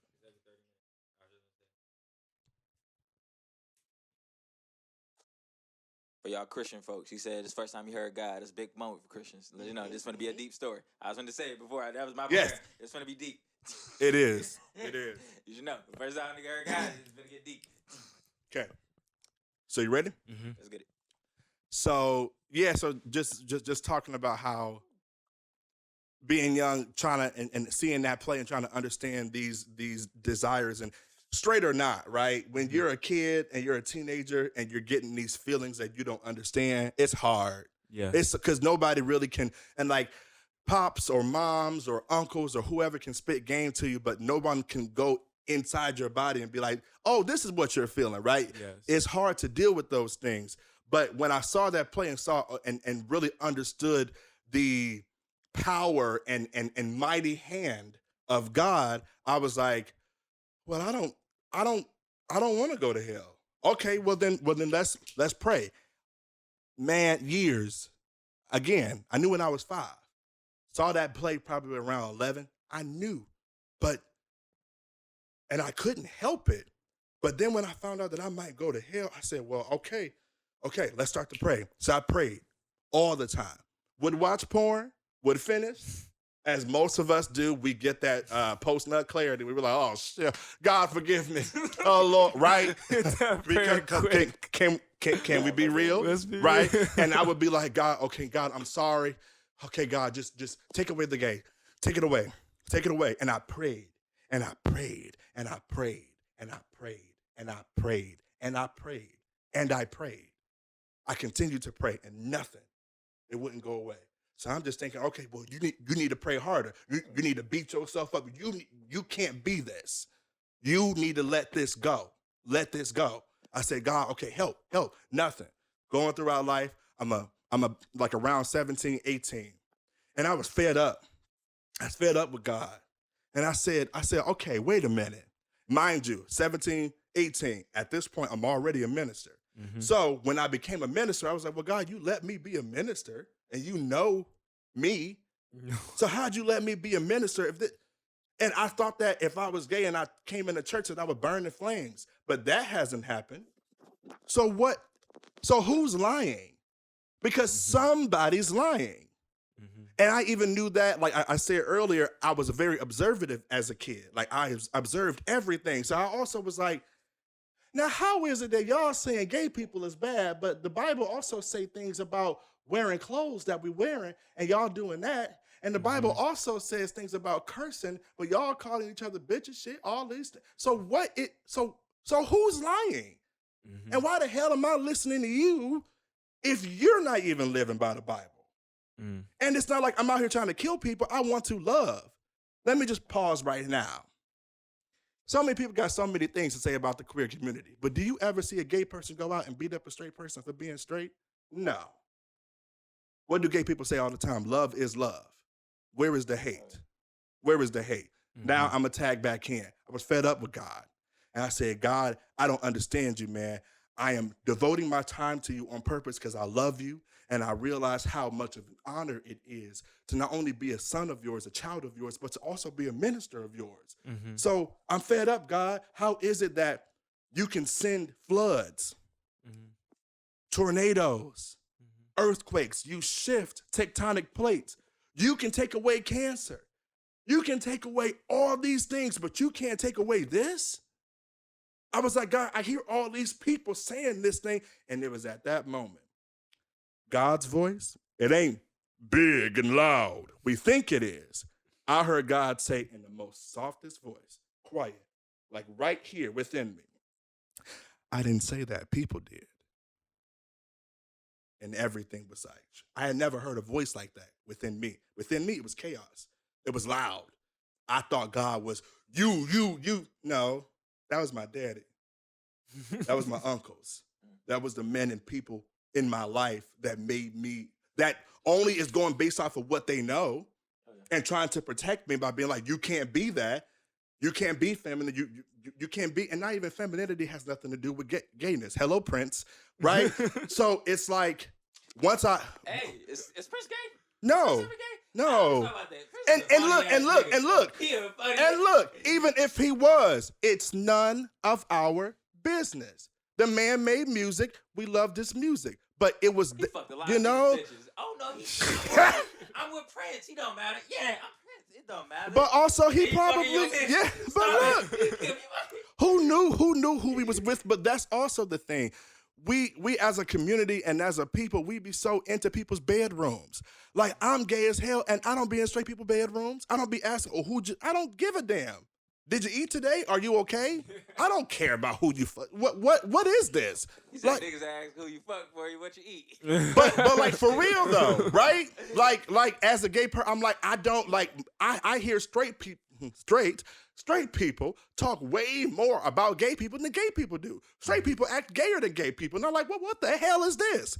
But anyway, I heard that silent voice, and I had never heard a voice like that before. And it was at that moment that everything changed, and I was like, oh, okay. And throughout life that I've gotten closer to God, I realized when God chooses you, he sets you apart. You're othered, just like Jesus. You're othered. You ain't within this. You're othered.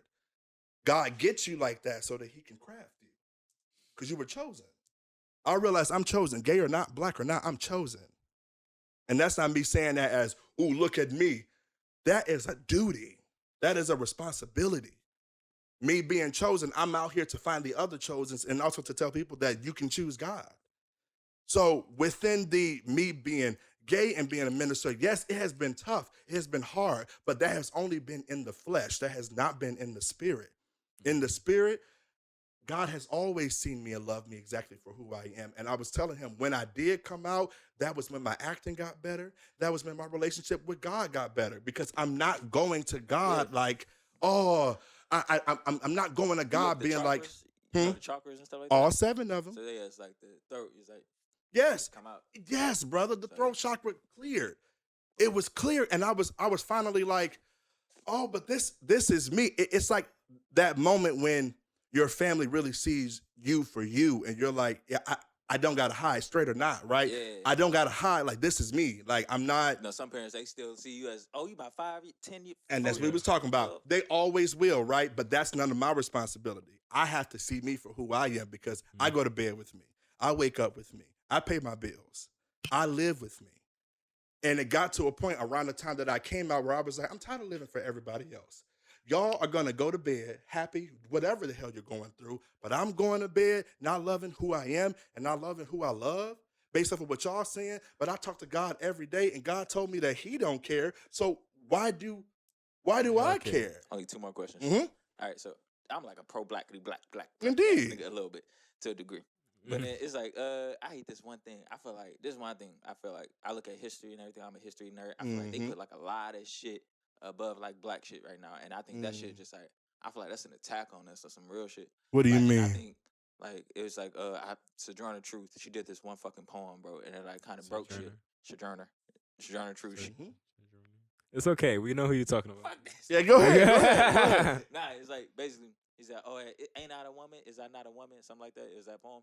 And then she said she put her womanhood before her blackness. And I was like, damn. I was like, and then I looked at the history, and I'm like, damn, that's when shit started to get fucked up. And then boom. And then this dude, they start putting gayness above the blackness and shit like that. So I wonder, when you say that you gay, do you believe your blackness, are you a black man before you're a gay man, or a gay man for a black man? I am a black gay man. All right, so black before everything. Because Yes. I hate that shit. Because like, I honestly hate that shit. Because even in the, I mean, well, and what it sounded like, what you're getting to, and tell me if I'm wrong, is what I hear most people saying about the agenda, like the gay agenda, or right, like a lot of folks is like, oh, because they pushing this gay narrative. First of all, nobody's doing that shit. Nobody's pushing no gay narrative on you. We just trying to be ourselves. Because think back in the day when white people were like, they pushing this black narrative on us. Nigga, I'm trying to live. Nigga, Wait, no. Pause. Think about that. I'm just trying to live. This isn't about a narrative. This is me accepting who I am, and it makes you uncomfortable. It makes you uncomfortable, but I can't give a damn that me being who I am makes you uncomfortable because now I'm living my life for you, but y'all the same people saying pray to God, but you don't want me to live for God. You want me to live for you or your version of what you think God should be. Yeah. So no, so I don't. So yes, I do believe like even in the gay community, I am black. Like I am a black man. I'm going to be seen as a black man. This is something you can't show. And even if I did have the pride flag, I guess people could say, oh, I guess I can see it. Gayness doesn't have a sound. Gayness doesn't have a look. Real life. It does not have a look.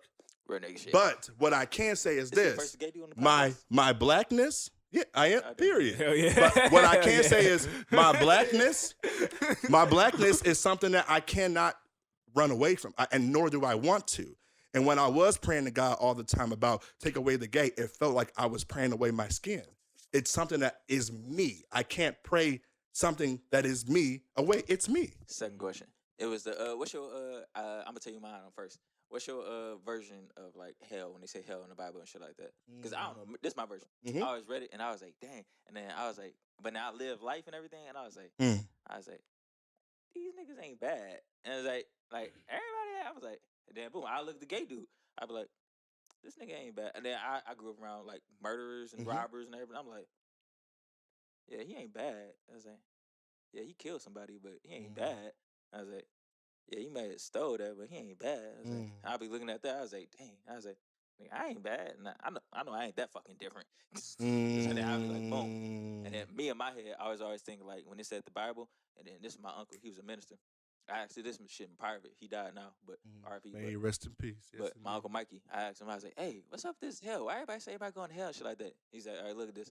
And then he said, it's some verse. I don't know the verses. But then he's like, hey, look, so the Holy Spirit burns like a fire. And then boom, they said everybody going to burn. And then he said, but fire, people think fire is to burn.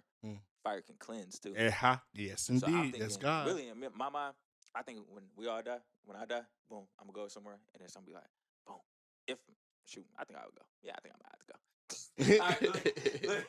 You gonna have to get cleansed. have to get cleansed. But look, some people I think they go through it in life, but then boom, they gotta catch the Holy Spirit in the next life. And that fire, I think that fire is gonna cleanse. I don't think it's like and it's gonna burn eternally inside of you. I think it's gonna be something like that. But I don't think it's gonna be something like, oh, we're just tortured. I think that version of you that like that sinfulness, like that's what I think. I think that murderous shit in you. I think when you go there, that murderous, you're gonna be sound. I think all that. That's what my mind. I think. Right. I think that gay shit. I think it'd be like, figured out, found out, sound out, something like that. I ain't gay. I don't know what it is, but I feel like your spirit will be put to rest. But like, that's the thing, brother. Like, and that right there. What is your version of hell like? Burn. All yeah. Because you know the Bible there say, oh, you gonna burn. You gonna. That's my yeah. My version. But.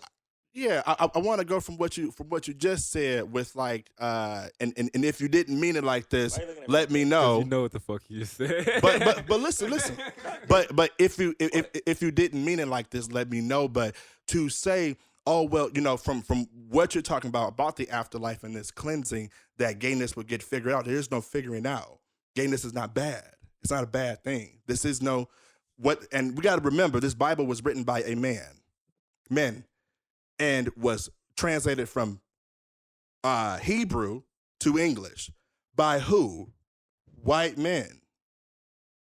Let's be clear that these are the same white people who said the Bible proved that we had tails. Right? So let's y'all niggas stupid as fuck. But you know what I mean? So like that's why I center my relationship with God above all else.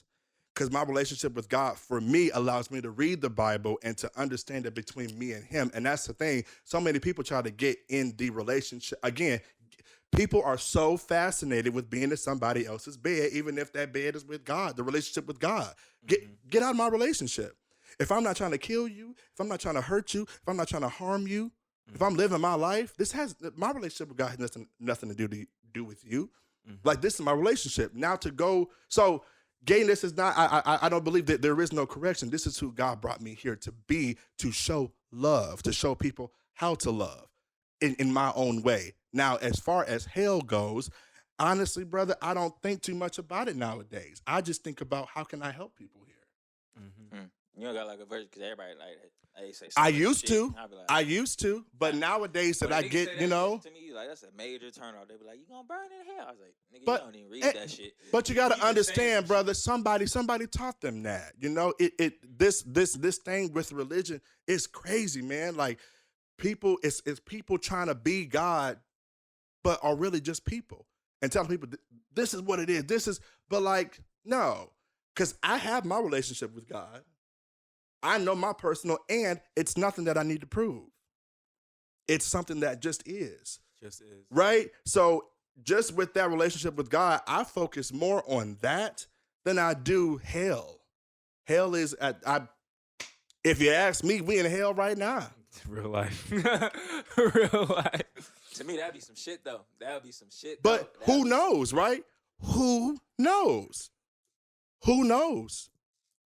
Nobody's been there, and if you have, get the hell away from me. Pun intended, right? intended. Like, please, right? But like, you know what I'm saying? But yes, I know that didn't answer your question or did, but like, It doesn't. you know what I mean? Like, I don't think about that in that way, and I got you. it's from all of that because that's trauma. And Niggas going hate me back when I to, say that shit. you know, I be like, yeah, I don't think about that. Like, but then I be like, they be like, what this shit? I be like, yeah. and I don't think about again, that shit. I be that's like, not your responsibility to prove yourself to them. hell yeah. Right? Like that's not your responsibility is to be you, be the best you, and to send out love. That's what Jesus wanted us to do. Love the Father with all our heart, mind, body, and soul, and to love your neighbor as you love yourself. The disciples, we always talk about we gotta go of the 10 commandments. What are the commandments? The disciples asked Jesus, well, okay, there's all these commandments. What's the most important commandment?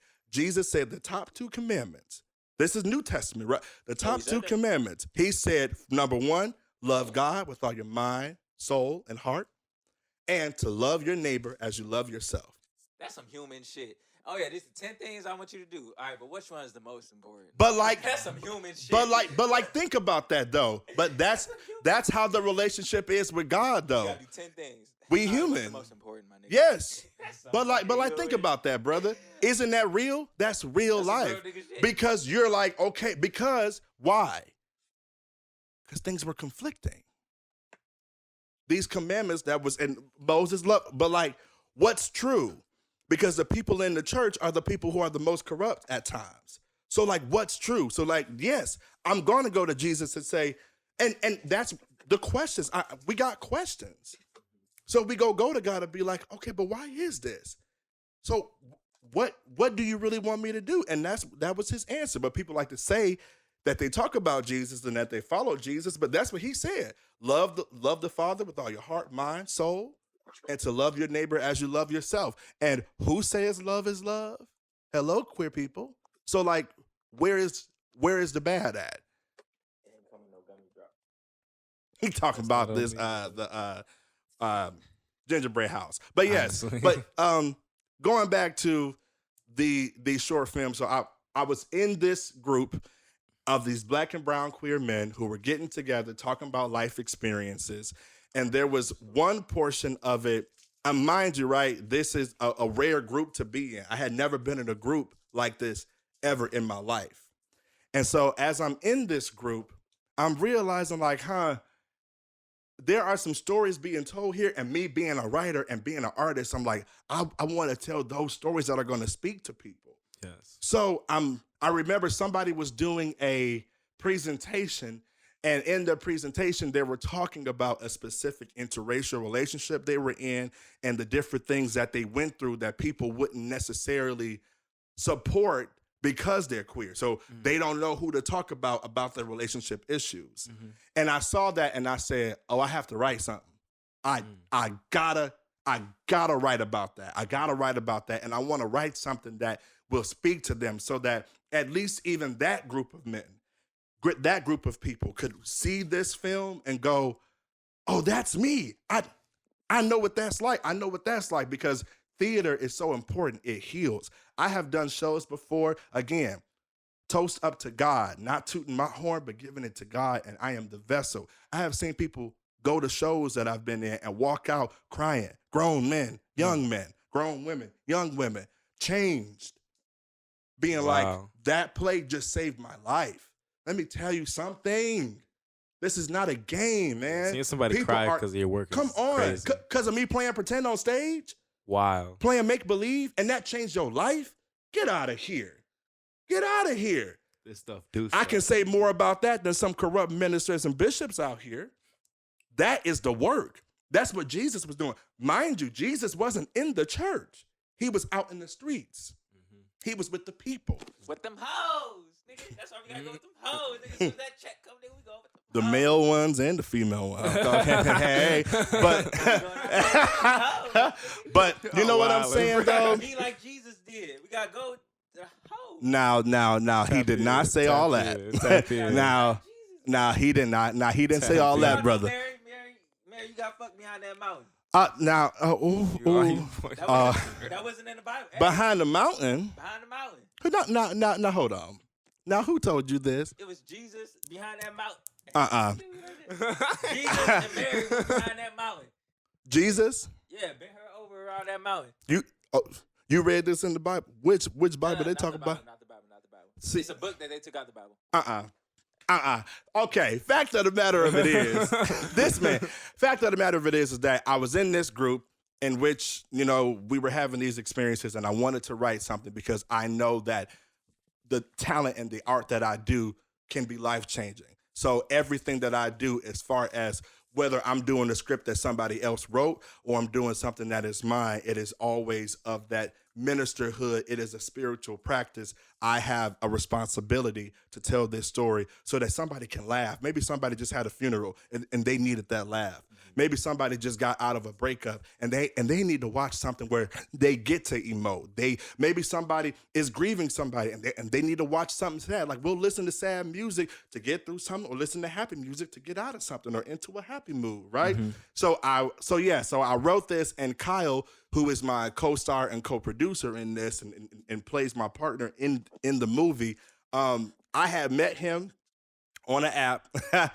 All my queers out there, we had met on a certain dating app, but yeah, Grindr. And child, we met on there, and I'll tell you true, man. And people can believe whatever the hell they go believe, but we didn't. It didn't get to a place of sexual. We were talking, and of course we were flirting. When you see Kyle's fine. I'm fine. Come on, fine and fine. That's what happens, right? But we were talking, and we got Instagrams, and I found out that he was an actor. And so I was like, and at that time I was like, well, okay, I'm in this queer therapy group, and I'm talking to this queer person who is an actor, and I wanted to do something that was about queer people, that both of the people who were acting in it were queer. I was like that just was important to me at that time. And so talking to Kyle at that time, I was just like, now that I see that he's an actor, all of the sexual thing, there's nothing wrong with it all left. And I was like, we get to make something. We get to, and so then I wrote this, and I'll show it to them. I don't want to spoil it, but there is a certain section in the movie where, let's just say, one of the boyfriends betrays the other one in a physical way. I'll say that. One of the boyfriends betrays the other one in a physical way, and that's what I saw first. Okay. I saw that, and then I kind of wrote the beginning and then made it through to the end.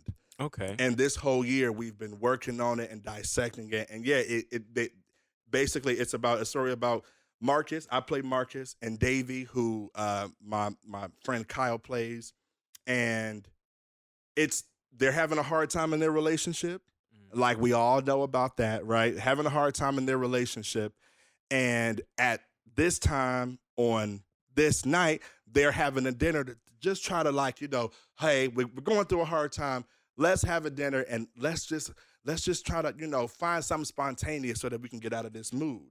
But let's just say some secrets come out, and some secret motives come out, and it tests their bond.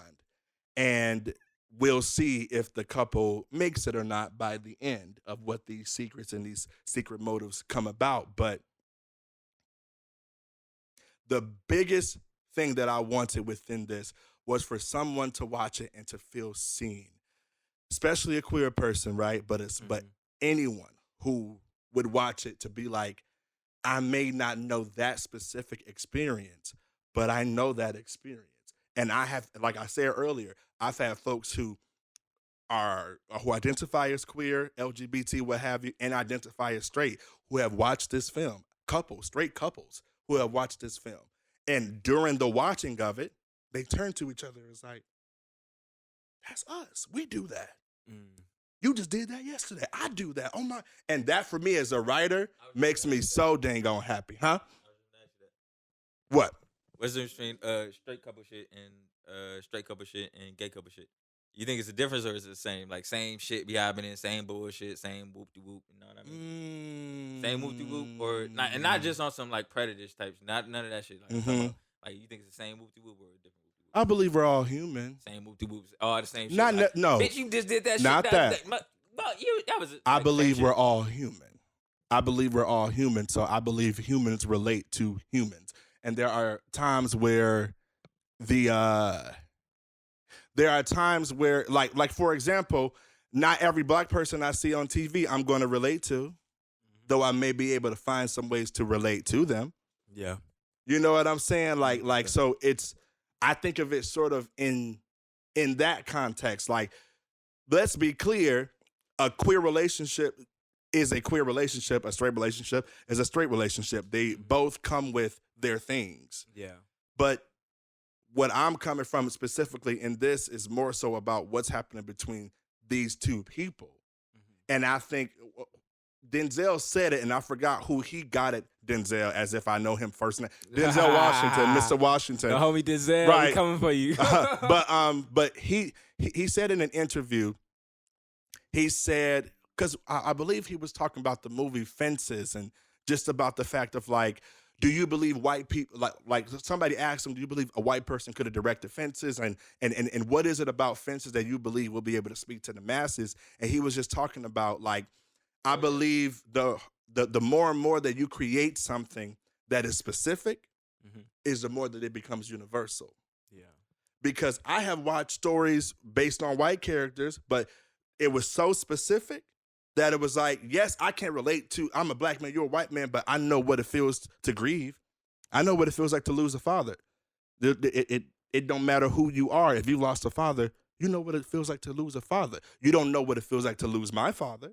I don't know what it felt like to lose your father. I didn't know him. You didn't know mine, but we can relate in that way because of that specific thing. You know what I'm saying? So I feel like that is the case here. And so that's kind of like my answer to that question. And it's interesting, but just from doing this movie, I have been able to see like, yes, this is about this queer couple, but look, this straight couple and these straight people or folks who don't identify as gay, they feel it as well.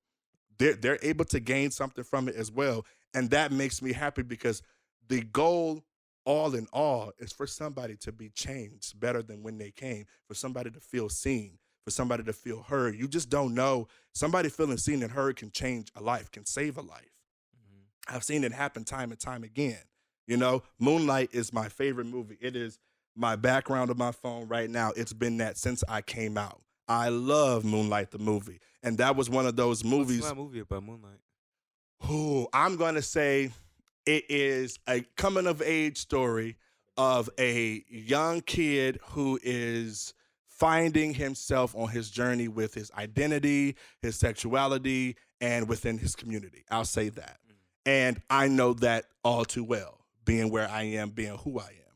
And when I watched that movie, I watched the movie when I came out. When I came out, it was dark, right? I felt alone, and I really didn't feel like I could truly like be myself, and I was so confused with God and so confused with everything. But I saw Moonlight, and when I saw Moonlight, it was at that moment that I said, "Oh God, that's why you had me come out." because if Moonlight wasn't there, I don't think I'd be here. I really don't believe I would, because Moonlight showed me, look, all the strife and all the struggle and all the loss and all the loneliness, it's worth it because that is going to help somebody else live. That's going to help somebody else be like, look, I'm not alone. Because that's how it was for me. I was like, don't nobody understand me. And as black men, we know how dark that shit can get when nobody understands you, but everybody's projecting onto you. And you're like, well, can somebody just listen to me or see me? Like, that goes a long way. Yes. So when I watched Moonlight, I was like, oh, that's why I'm out. That's why I am who I am. Shout out to Barry Jenkins who directed it. Oh, hold on. But yeah. I got this one question. Yeah. So you being LGBT leader, Mm-hmm. I think I see you LGBT leader. Yeah. I want to ask you this one thing. Mm-hmm. Since you in it, and plus you in the film industry, I gotta ask you this. You know niggas annoyed and tired of this shit. You know. Is it really what they call like a fucking not I don't know what the fuck that shit is. I think niggas that's on that type of time, that gay agenda shit, I don't know. I look at them niggas low key gay. I ain't gonna hold you. But then look, The ones who are saying there is a gay agenda? like it's on some like hatred, like on some. I be really thinking. Yes, brother. Me on some low key shit. I be looking like I don't never say it because I want to respect everybody. My grandma says she's like everybody they want to come out their own time. I be like fuck it. I just let them do whatever the fuck they want to do. I will say that a lot of the most homophobic people that I have ran into in the past, some of them They seem a little like even when a nigga some of them after time tells, they come out. But So you an older nigga, so you done lived, you done seen it. Me, I think like I'm gonna get like 35. I think this nigga I think this nigga. No, but I be thinking because like if a nigga ever do some shit like he be on some whole shit, be like on some like oh no, you gotta be a man, or like even Picasso said some weird shit. Picasso did a couple weird things. I'm dead serious. He said some shit like, oh no, I want to change the shop colors to some more masculine colors, some more masculine colors, and I was like, it's weird. Yeah. And I be like, and he's like. Oh, it's like light blue. I'm like some more masculine color, some man shit. I don't know, but physically, and I was like, weird. And then nigga, he said some other shit. He's like, oh, like I'm confident in me. Like I always feel like I'm be myself and then do what I do. You know what I mean? So then he's like, he's taking a picture, and one dude he was taller and buffer and everything. He's like, nah, I want to be. He too tall. And he's like, nah, like don't make me look too short. And I was like, nah, nigga. You be who you be. Yeah, you be who you be. Like I'm more like that. We let our nuts hang. Niggas that don't let their nuts hang, I be looking at them little. What you hiding for? Like what don't you want people to know or be? Like you don't want them to think. Yeah, you know what I mean? I don't even engage in those conversations. Exactly. Like I just say. Yeah, that's me. I be looking at that shit weird. Yeah, because but like. But this the whole thing. Yeah, go ahead. The whole thing was goddamn. It was the gay stuff in the movies and the TV shows. Mm-hmm. Me and my bro, we laughed at that shit. He's like, yeah, because they got to put a gay dude in there somewhere. And I was like, yeah, you're right. Like, I feel like right now it's just like well, think about they ain't got nothing to do. To the black and white, right? They got to put a black person in there. How was the white? You think it's like that?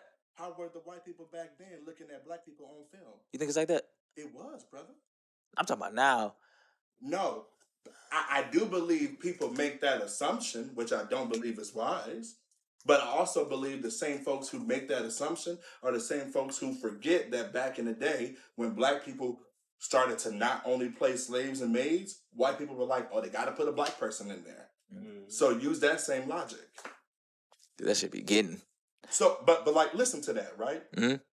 Use that same logic. Oh, they got to put a gay person in there. What? Gay people exist. Think about that back when black people wanted to be seen.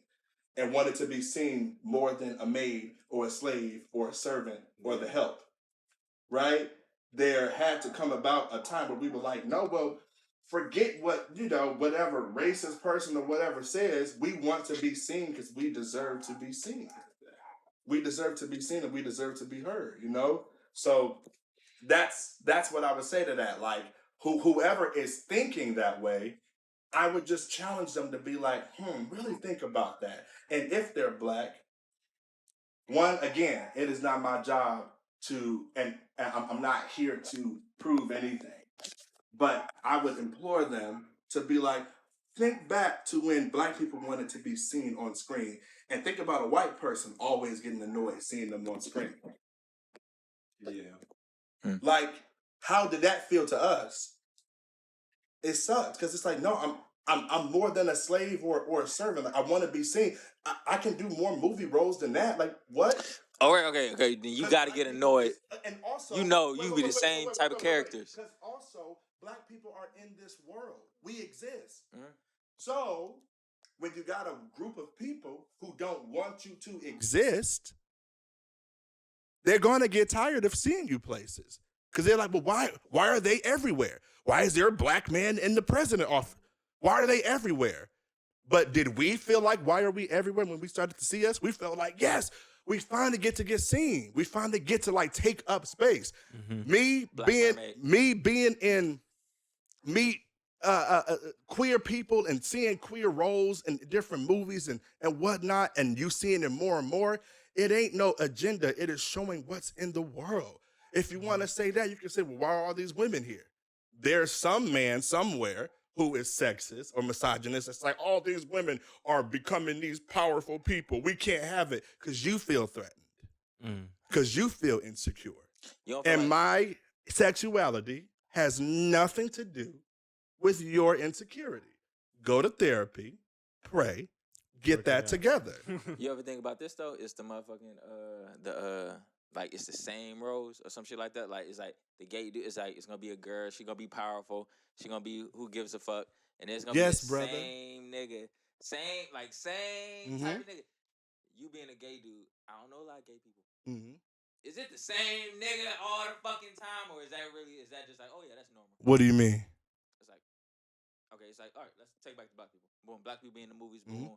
Boom, that'd be the same fucking gangster role, and it'd be like, okay, we are more than this. Yes. We Now, just talked about that. We just talked about that. We ain't that. Yes. You being a gay dude, yeah. You look at the movies, you be like, okay, we is not just all around just some straight bitch. Yes, which is why. But listen, talking about our problems. Oh, girl, he did what? Yes, they putting that same. That's the shit we annoyed. Yes, that's the only thing niggas annoyed. Well, no, we want to see a gay gangster nigga, a real life. That's real life. Well, now wait, hold on. Hold on. I'm go pause you there, because one. Seeing someone else. Listen, because we chatting, right? So the fact of the matter of it is you saying, oh, well, I want to see. Yes, there are gay gangsters out there, but to say I want to see a gay gangster means that I want you to meet me where we at. That's not my job. It's not my job. My job is to tell stories. And stories don't only look one way or another. And what you're asking is literally what the movie is about and why I made this film. I made this film because I was tired of the stereotypes of us always having to come out of the closet, of us always being the very shit. Yes, but let's talk about it because they exist.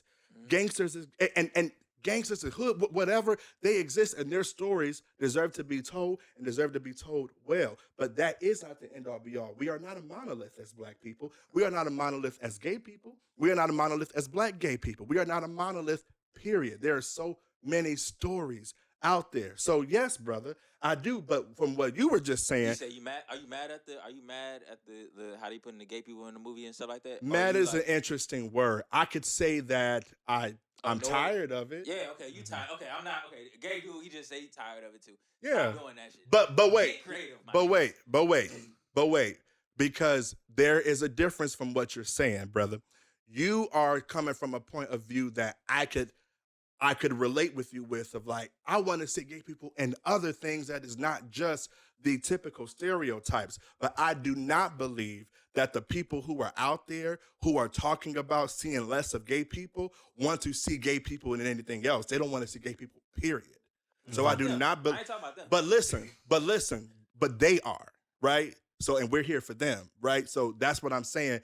You are a straight person who thinks differently, but right? I love that though, because that's coming from a point of view of like, there is more to life with y'all. Like I want to see different examples and representation of gay people that is not just the typical things, but the people who are out here like, man, I see gay people and everything that I do not believe that's what they're talking about. telling you, They are homophobic and they don't want to see gay people, period. They want gay people to stay playing the piano. Nah. They want gay people to I'ma stay tell you teaching this. people in the choir. Hold on. They want gay people to stay teaching in the choir. They want gay people to be quiet. Just like men, a lot of men want women to be quiet. Just like a lot of white people want black people to be quiet. Just like a lot of oppressors want the oppressed to be quiet. So that's different. That's different. Stop that shit. No, I'll do it. Everybody give a fuck about Because it's real. poetic, man. Obviously, Yes, you give it a fuck is. about it. Nobody's been acknowledging it but you, but go on. Because it's real. Real nigga shit. I'm gonna tell you this: being like more of a communicator, translator, Mm-hmm.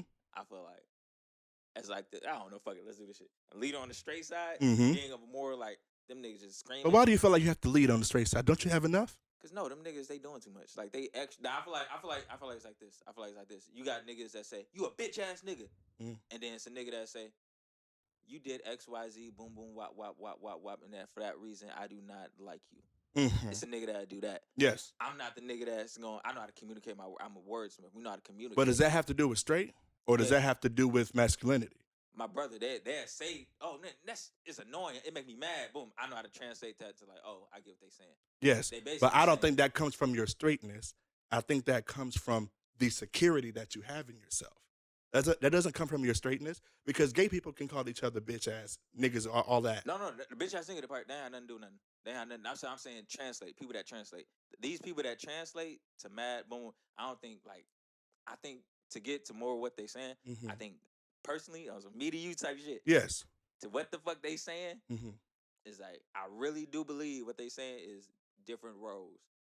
That's the only thing I think they saying. That's the only thing I think they saying. I'm going to agree to disagree. I think that you... But you live longer, I'm going to take it as OG. But How old are you? 2-2. I'm 27. I'm only 5 years younger. I'm 5 years older. You got 3 more years. That shit old. Y'all niggas, like...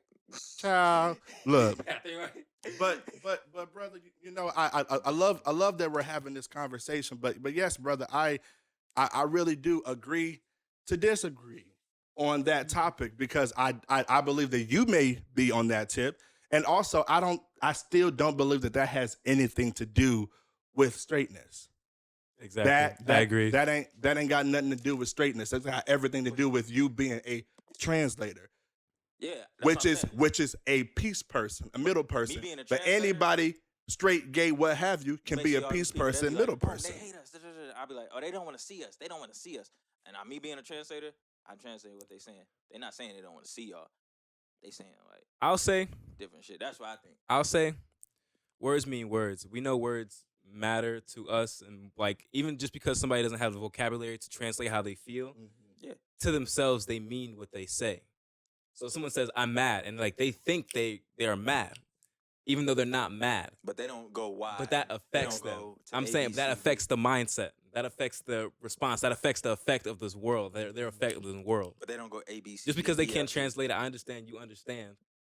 But just because somebody can't translate what they mean, that doesn't mean the effect of what they mean is like null and void. You know, that doesn't Yeah. cancel out. But I'm just saying ABCD. I know ABC. Y'all learn about XYZ. Nah, I look at, oh no, ABC.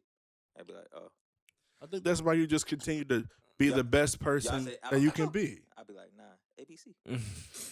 Y'all be like, hey, that's So- a bar, my nigga. That's a bar. Y'all say, I say ABCD. Okay, so Wait, what is ABCD? No, that's some cold ass shit. write I'm a that cold shit ass down. nigga. Write that shit I'm down. a cold ass. Write it Nigga, down. Jungle said it, you love it. Write it down. Nigga. Not the point of this conversation. Y'all be like, So- Brother, I think we getting off topic. So I don't know where you at. I don't know where you at on the street. And you are so adamant about it. You're so Yes. adamant about it. that's cold as shit. But yeah, but just getting back to The movie, the film. you know, the short. So that is why I created it, to touch people and to talk to people. And right now we filmed it, and now we're in post production, and that is why just like I said earlier, while we are raising that 5,000, so that we can make sure that How's that 5,000 coming? Like, how do you guys raise it's that? coming well, man. We just hit halfway of our goal. We have to make the and we will make the 5,000 by January 23rd of next year. Crazy. And so we have just surpassed 2,500 as of yesterday. So God is good. So now we are just going. And the thing is about Kickstarter is that unlike GoFundMe or like these other crowdfunding campaign sites, Kickstarter is like, if you don't make this 5,000 by that date, anything that anybody donated will be sent back to them. So it kind of lights a fire under you to be like, no, we really got to get this. So that's what we're doing now. And we're just trying to make sure, like the film is done in terms of like we have the cut that we believe that we're going to use for the film. Like we're done like taking things out and putting things in. Now it's just a matter of putting in the music score, making sure that the sound is good, making sure that the color guarding of like, that everything is looking seamless and that the lighting and everything is good. And I believe, and also paying our director and our DP, who is also our editor, because he's been editing the mess out of this all year. And I just want to take a moment to just say, wherever this film goes, which if this film just touches one person and one person is affected, I am grateful. But whatever comes of this, just know that I am not here without God. I am not here without love. And I am especially not here without the team that has made this film be what it is. Kyle Christensen, my co-star and co-executive producer and the script editor. We went hard on this in the sense that we made our own rehearsals. We made sure that we were gonna, we thought about it like, say we had the $1 million budget, all of that. What would you do? Well, regardless if I get the $1 million budget or not, I want to rehearse this. I want the movie to be the best that it can be. So we really worked on it. And there was a lot of times where life was hard. Life was lifing. And I wanted to give up and I wanted to be like, but it was something about having that team and then bringing Ryan on board, Ryan Murtha, the director. And he was like, okay, let's do this. And I just want to take a moment to say, I am nothing without God, love, and the team that I have. And I just want to take this moment to say thank you to Kyle, to Ryan, to Liz, to Tristan, to John, to Kyle James, who was doing the score, but especially Kyle Christensen and Ryan Murtha. They really kept me going in terms of like continuing to have production meetings and continuing to go the full way, because there were many times where life got hard and I was like, oh man, maybe this is not, maybe I need to take a break, or maybe I need to, step away from this. And I think that I would have not gotten it finished if I didn't have, I know I would not have gotten here and gotten it finished if I did not have them. So just, always take a moment to remember the people that helped me get to where I am, especially with the things that I do. Most definitely. That's beautiful. But yes, the Kickstarter, we're going to share the Kickstarter, please. And look, you may think, and we have, different perks that you can get as well from just sharing, from just donating $1. We will tag you on social media and we will give you thanks. It goes from like $1, $25. You'll get a private link to the movie when it comes out, as well as you will get a thank you video, and it continues to go up. And yeah, just sharing. I tend to think, oh, well, what is sharing really going to do? Is it really going to help them? You know what I'm saying? Yeah. Like is sharing really going to help this movie? But it does. Please share that Kickstarter. Donate what you can. You may think, oh, I don't have anything. Let me just share it. I don't know if that may do anything, but sharing and the things that people have been able to give, whether it's $1 to whatever amount, has helped our film get so far. And so please continue to share. I do believe what are we going to be? Is going to touch many people. And I believe that it's going to create questions. I believe that it's going to create healing, and that it's going to create a different understanding, not only for someone who you love, someone who you know, someone who you don't know, but someone who is different than you, but also yourself as well. Make it make sense. You already got it done. What you need the bar for? Well, that's for post production. Like we want to make sure the sound is good. We want to make sure we get the music composition and the music score in there, and every shot, because we had you got different lighting. Every shot doesn't look like it's the same lighting. So that color guarding is going to make sure every single picture is like it looks like the same movie all the way through in terms of that. Professional shit. And also festivals. You have to pay to get into or to even apply That's some dope for shit. festivals. Well, that's what we're going to do. So next year, after we're done with it, we're going to take some of that 5,000 after we've paid, our artists, because we want to pay our artists. We're going to take some of that to enter into festivals. Look, so this is the realest shit ever. So look, a film festival or some shit, like we make a film today, we shoot that bitch, and then it's like a good networking event too. I think even if yes, we don't indeed. if we don't got a film either way, if we don't do all that paying stuff and pay to get our shit in there, but I think we them niggas anyway, and all we gotta do is say some niggas we work with, and like I think we're gonna be good regardless, my G. But like really, I think we should start popping out to them bitches more. Just like some low key shit, just between me and you. Make that happen. Yeah. Pop out to the bitches, like we So don't know any. the timeline from beginning to end of like the beginning of writing. How, Yes. I want to know how long your writing did, but also the ending of like, okay, so you're done, even just promoting. So you've shot it and you've promoted and you've done all the post work. Like, what does that look like? Like, how long is that? So I started to write it honestly this time last year. Like December of last year was when I told Kyle I'm going to write us something. And like how most people in the entertainment business, it's like, hey, once you come out to LA, I got you. But you go out there and not everybody keeps their word. So Yeah. Kyle, so Kyle was like, are you really gonna write a script? Okay, we'll see. But I did. I went to writing, and so I started writing it around December.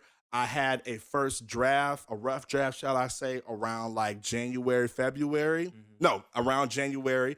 And at first, this was like, oh my gosh, had to be about 30 pages. Wow. Like it was like pretty damn near like a large short film, short feature, or a one act play. Like that's how long it was. Yeah. And so with film, it is, yes, it is about the words, but it's more so about the pictures in film and like what's going on and how much can you say without saying anything. Yeah. And Stage so, direction. you know what I'm saying? Blocking. Yes. That And nature. so we continue to cut it down because we're like, one, we got to film this. So that means that it's going to take time to film 30 pages and you're going to need multiple days. And in our mind, we're like, we're the ones who are funding this. We can really only film one day. So how can we cut this script down to be able to film it one day? And so that's what we went about. We continued to cut it. We worked on it with our director, Ryan. He continued to give us notes like, hey, what is the story that you're telling and how can we do that? Not just to cut it down, but people got short attention spans these days. Like Exactly. you don't want to lose people when they're watching something. So we continued to cut it so that we were like, okay, everything that is in there we feel like needs to be in there. But with being a writer, and I can kind of put on that hat now, that's what was kind of heartbreaking about this. Yeah. Because that this movie is my baby. Like it was God to me. It was birth, right? Exactly. And so to have to like cut down pages and cut down like monologues and different things, I was like, oh man. But I had this idea where I was like, God, I want this to be the best that it can be, and I want to push myself, right? This wasn't like an assignment from class or anything. This is something that I was like, this is what I want to do. I want to do this. And I would always talk about, I'm going to make my own short film, but I wouldn't ever really get to it. Yeah. So this was like kind of a way for me to be like, Brandon, let's actually finish something that we started, and let's actually get this. And look, yes, it's gonna be heartbreaking, but guess what? Steven Spielberg, Jordan Peele, all the rest of them, it'd be heartbreaking when they have to cut their films too. Exactly. They have to cut their films down. So I'm like, if that's where I see myself going, let me take this as just this is a part of the process. And so that really helped me to put things into perspective so that when we did have to cut things, yes, I was hurt, but I also, and that's what Kyle helped me with. Yes, I was hurt, but I also was like, I want this to be the best that it can be. So around like January, February is when we had the first like rough draft. Kyle and I were rehearsing it, and then when we met Ryan, and Ryan was like, okay, well, film festivals, especially short film festivals, they, usually around 9 minutes to like 15 minutes, 13 minutes is like usually like the time limit that people like to watch something or what have you. So then we continued to cut it from there. And then we got it to the place that we could get it where we felt like everything that was extra was taken out and everything that we needed was in. This was around now like March time. Now this is March. And then April, we were getting things together, getting our crew together, and we shot it in April, April 30th. And then from April 30th, pretty much until now, Kyle, Ryan, and I have gone through a series of production meetings where Ryan would go and, well, first Ryan edited everything that was raw footage together. And he's like, okay, here is our raw cut of the film. This was around like May, June. Here's our raw cut of the film. We watched it. Of course, an actor watching itself, you're like, okay, that's good. Ooh, cringe. Oh, But, that was one of the challenging things with this was juggling the hats. Yeah. Like taking off the actor, because actors are like, how do I look? Of course, right? You go be on the big screen, you want to know, do I look good? I had to take that off and put on the producer hat. Like my film needs to be the best that it can be. Yes. So it can't always be about appearance. I need to make sure this, when people watch it, I don't want to lose people for a second. So I would take that raw cut, and we would all, Ryan, Kyle, and I, we sent it to people we trusted. Mm-hmm. Those people watched it. They gave us critique. They gave us questions. Oh, well, what's this about? Da-da-da-da-da. So we took that. We went. We gave Ryan some notes. He went. He made some cuts. And we did it again. And we've basically been doing these production meetings pretty much every 2 months until we got to a point where we were like, okay, we've cut it enough. I feel like this is like the last cut. I feel like we don't lose the audience. It's in the best like time limit that it needs to be.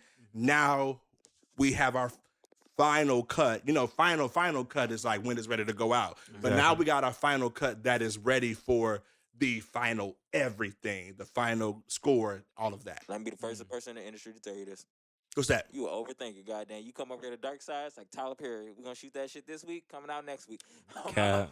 Well, you telling him this nigga's acculated. He been in the game, master. You see how why you telling him?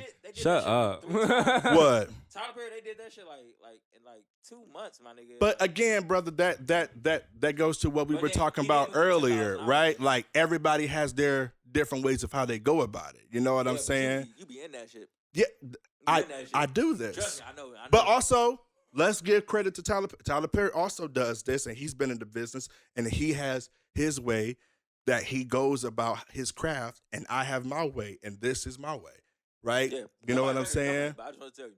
But well, yeah, and like better is like what it. You know what I'm saying? It's just like impact. See, everybody, it's a relation. It's like I see a little bit of you and him and you. Yes, he'll do a song or some shit like that. And I didn't see you record the same song 4 times, bro. The beat done. Yeah. The beat is done. I was like, oh yeah, I didn't like that mix and match. Oh yeah, I didn't like that engine. He's like, oh no, I just want to cut the hook by just a word. And I was like, a word, nigga. We ain't dropped that song because of a word, nigga. But that can be how important something can be to you, right? Yeah. Because you got to think about this. You can always have other chances to do other songs, but once that's out there, that's out there. So you do want to make sure that you are working on it because that's how you're going to be remembered. This is my first film that I'm producing. This is my legacy. Mm-hmm. So for me personally, how I want to go about my life, and I've looked at all the greats and all the directors that I respect, and I take something and I put it with my lens. And for me, I'm like, this is my legacy, something that I'm going to have out there forever. I want to make sure, however many times I need to, that I want. Now you can't always get that because with budget and with different studios, they wanted to come out during this time. We ain't got that. This is guerrilla style. This us. This indie.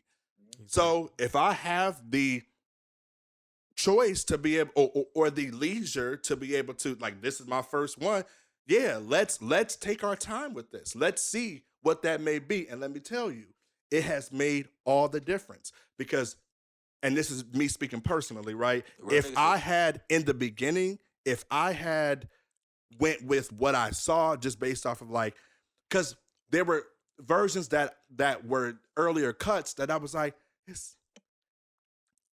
it's good enough. Yeah. It's good enough. Mhm. I don't want good enough. I want the best that it can be. Mhm. I want the best, you know. Some real nigga shit. Can you this may be like personal, but like, can you email it to us after? Can you like email? I'm Yeah, we email, gonna send a little email the snippet. before and then after.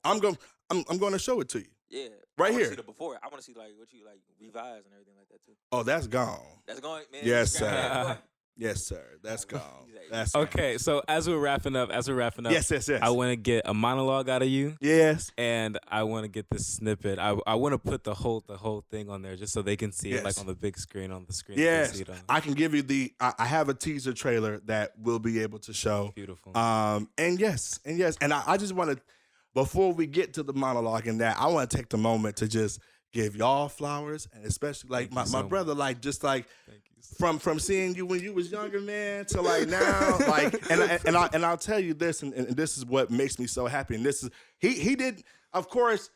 If my cousin knew that I was I'm always gone. So if he knew I was gonna be here, I'm sure at some point he would be like, "Hey, you want to come on the show?" Yeah. But like, I wanted to be on his show, one, because I believe this is gonna be highly successful. That everything that y'all doing now are building blocks and steps to large things. Let's go. And you fit so well. It's like a puzzle piece. So when I said, "Oh, that's something." I want to be a part of that. let's go. Like for real. I was like, I've been watching your YouTube videos, and I've seen like where you got different ones scheduled, and I'm ready to see them. One just dropped last night, right? Yes. Yeah, I know. So, Oh my goodness. yeah, sparked me. because I have notifications set up. That So sparked me. this means a lot. I'm not just on here just to be like, hey, I'm on here to give support, and they are giving support as well. And that is the beauty of what Issa Rae calls working across. She says, go. so much of the time we want to work up. Like, come on, Steven Spielberg. Come on, Viola Davis. Come on. But like working across is like we all hungry. We all going for it. Wanna know some real nigga shit? What's that? I love that. Like I ain't gonna lie. I think that to me, I think dick sucking. I think a lot of people saying dick sucking is just networking. But me, I think a lot of dick sucking is like people try to do that. But when you work this way, it works so much better. I'm telling you. Like I did some music videos. I was in the West Coast, right? I'm traveling, right? Greyhound bus, booming out, boom. Camera, music video, boom. Edit it up, boom. All right, you got the back end? Yeah, boom. Give me the 150, boom. Just getting it out the mud, everything, right? Boom. Paying for the hotel, boom. Go there, boom. I go in LA. It's a place called Stockton, or like California, Stockton. Boom. I shoot a music video for this dude, EBK Dirk. Boom. And then I go down, and then boom, I go east. Wherever, Las Vegas. Yeah. I'm in Vegas. There's another rapper. His name EBK Juvie Ju. I was like, all right, cool. He's like, boom. He's like, oh yeah. I was like, I'm trying to work with him. He got like 30,000 followers. I'm like, dang, I don't know if he gonna fuck with me or not. Boom. But then I call him. He's like, oh, you gotta talk to my manager. I was like, oh fuck. And I was like, boom. I call his manager. He's like, oh yeah. He's like, oh yeah. You work with my brother? He's like, oh, my brother. Oh, Dirk. And Dirk only got like 300 followers. So if I ain't work with Dirk, I feel like I wouldn't have worked with the big dude. I love when you work this way though. Yeah. And you don't look at that because that dick's like, oh yeah, oh no, I want to work with him. He here. Oh, this dude here. Oh, why we gonna work with him? Yeah. Oh no, but if you just work with everybody, Mm-hmm. I think like that works out the best. Yes. Boom. Oh yeah, T Grizzly. Oh yeah, that's my brother. Oh yeah. Because then y'all grow together. Because that's how this was. Because the composer for this film, I knew him in undergrad. And I knew that he was a jazz musician. And I'm like, and he has an album out. Kyle James has an album out called Datum. Datum. And I listened to this and I was like, oh yeah. As soon as I get a film, as soon as I do something, I'm calling you. Just like Nicholas Bertelli did the score for Moonlight, or Hans Zimmer did the score for what was it? The Dark Knight. Like it's like that's the type of what would you call it? Vibe. Not vibe, but like for example, career relationship, I guess. Because like as we go forward, next time y'all do a film, y'all know you can. Exactly. You know what I'm saying? Right. So it's kind of like that. I feel like it's always good to work this way. It's always good to work. I feel like everybody. Because then y'all just go up, and then somebody. Because then like with me, somebody's go. somebody go on their own journey as we're all going together. Somebody gonna get there a little quicker on their journey. Exactly. And they gonna be like, oh, That phone call You- gonna be easy. you need somebody who knows how to do music? Oh, okay. Well, I done already worked with, oh, you need somebody who acts? Oh, okay. Well, I know. And that's why I believe is also beautiful as well, is as you come up and you're humble together and you're hungry together, when you go up there, it's just, all right, you pull me up, I pull you up. You pull me up, I pull you up. And I'm just proud, man, because you are both y'all. Thank you. I've just met you today, and I can see the specialness in you, and I hope you know how special you are. You cry. I'm serious. I'm serious. That'd be a bit. Dark side. Don't do that. But hey, I'm serious. I hope you know how special you are and how much there was a responsibility to the specialness in you that you have to other boys who was looking up to you. So just know that you're amazing and guys are looking up to you, and even guys older than you are looking up to you. You don't think they are, but they're looking up to you because of your spirit and who you are. So please know that with the beautiful spirit and the gifts that you got a responsibility, and you do too. I knew it seeing you when you were younger, just how special you were and how special you are now. And brother, let me tell you something. No matter what happens going forward, please know that that no one can take that away from you and that we need it. No matter how hard it gets, there's going to be times where you plateau or you think you're plateauing. There's going to be times where not everybody understands. Not everybody's going to be able to help, where you think, oh, what am I doing? Why did I even do this? Let this be a reminder that you are here for a reason and that you are doing this for a reason. Hey, Ethan just said nigga on the phone. You are doing this for a reason. I really You do know, appreciate just that. like, man, and don't ever forget that, because there's going to be people who will try you and who will try to make you feel like you're not what you are, and as strong as you are and as capable as you are. You are children of God, man. Yes. You are children of God. You are special. But does that make you uncomfortable seeing them? Yeah, I thought he hurt. Like, you know, it's fucked up to see somebody like you love be hurt. But think about that. Have you asked him, is he hurting? Or is he feeling seen? You see how important it is. It's important to feel seen. I'm smart, but I'm very simplistic. I'm simplistic. Hey, there is a such thing as duality. Both things can be. Both things can be, you know. You trying to make this on camera, or what you trying to do with this? Nah, we might do this off camera. I might put make Volley put some stuff on it. I might put it up the house, and then you could put like make Volley put some. They're talking about the gingerbread house. Yeah, it's a little gingerbread house. It exists. I like it. We might do it. Not it exists. It exists.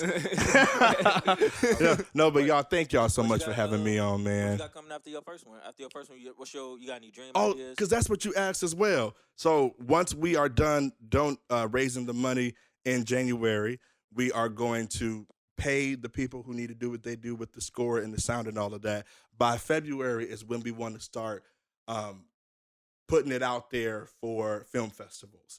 And so from that, and we still got things to talk about on like a certain release date that we're going to have. And I think that's going to be really going off of the film festivals and who selects us and who invites us out.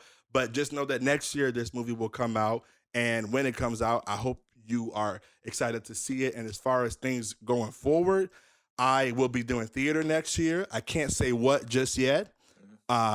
But I will be doing theater next year, and yeah, and mostly because I'm always bring it back.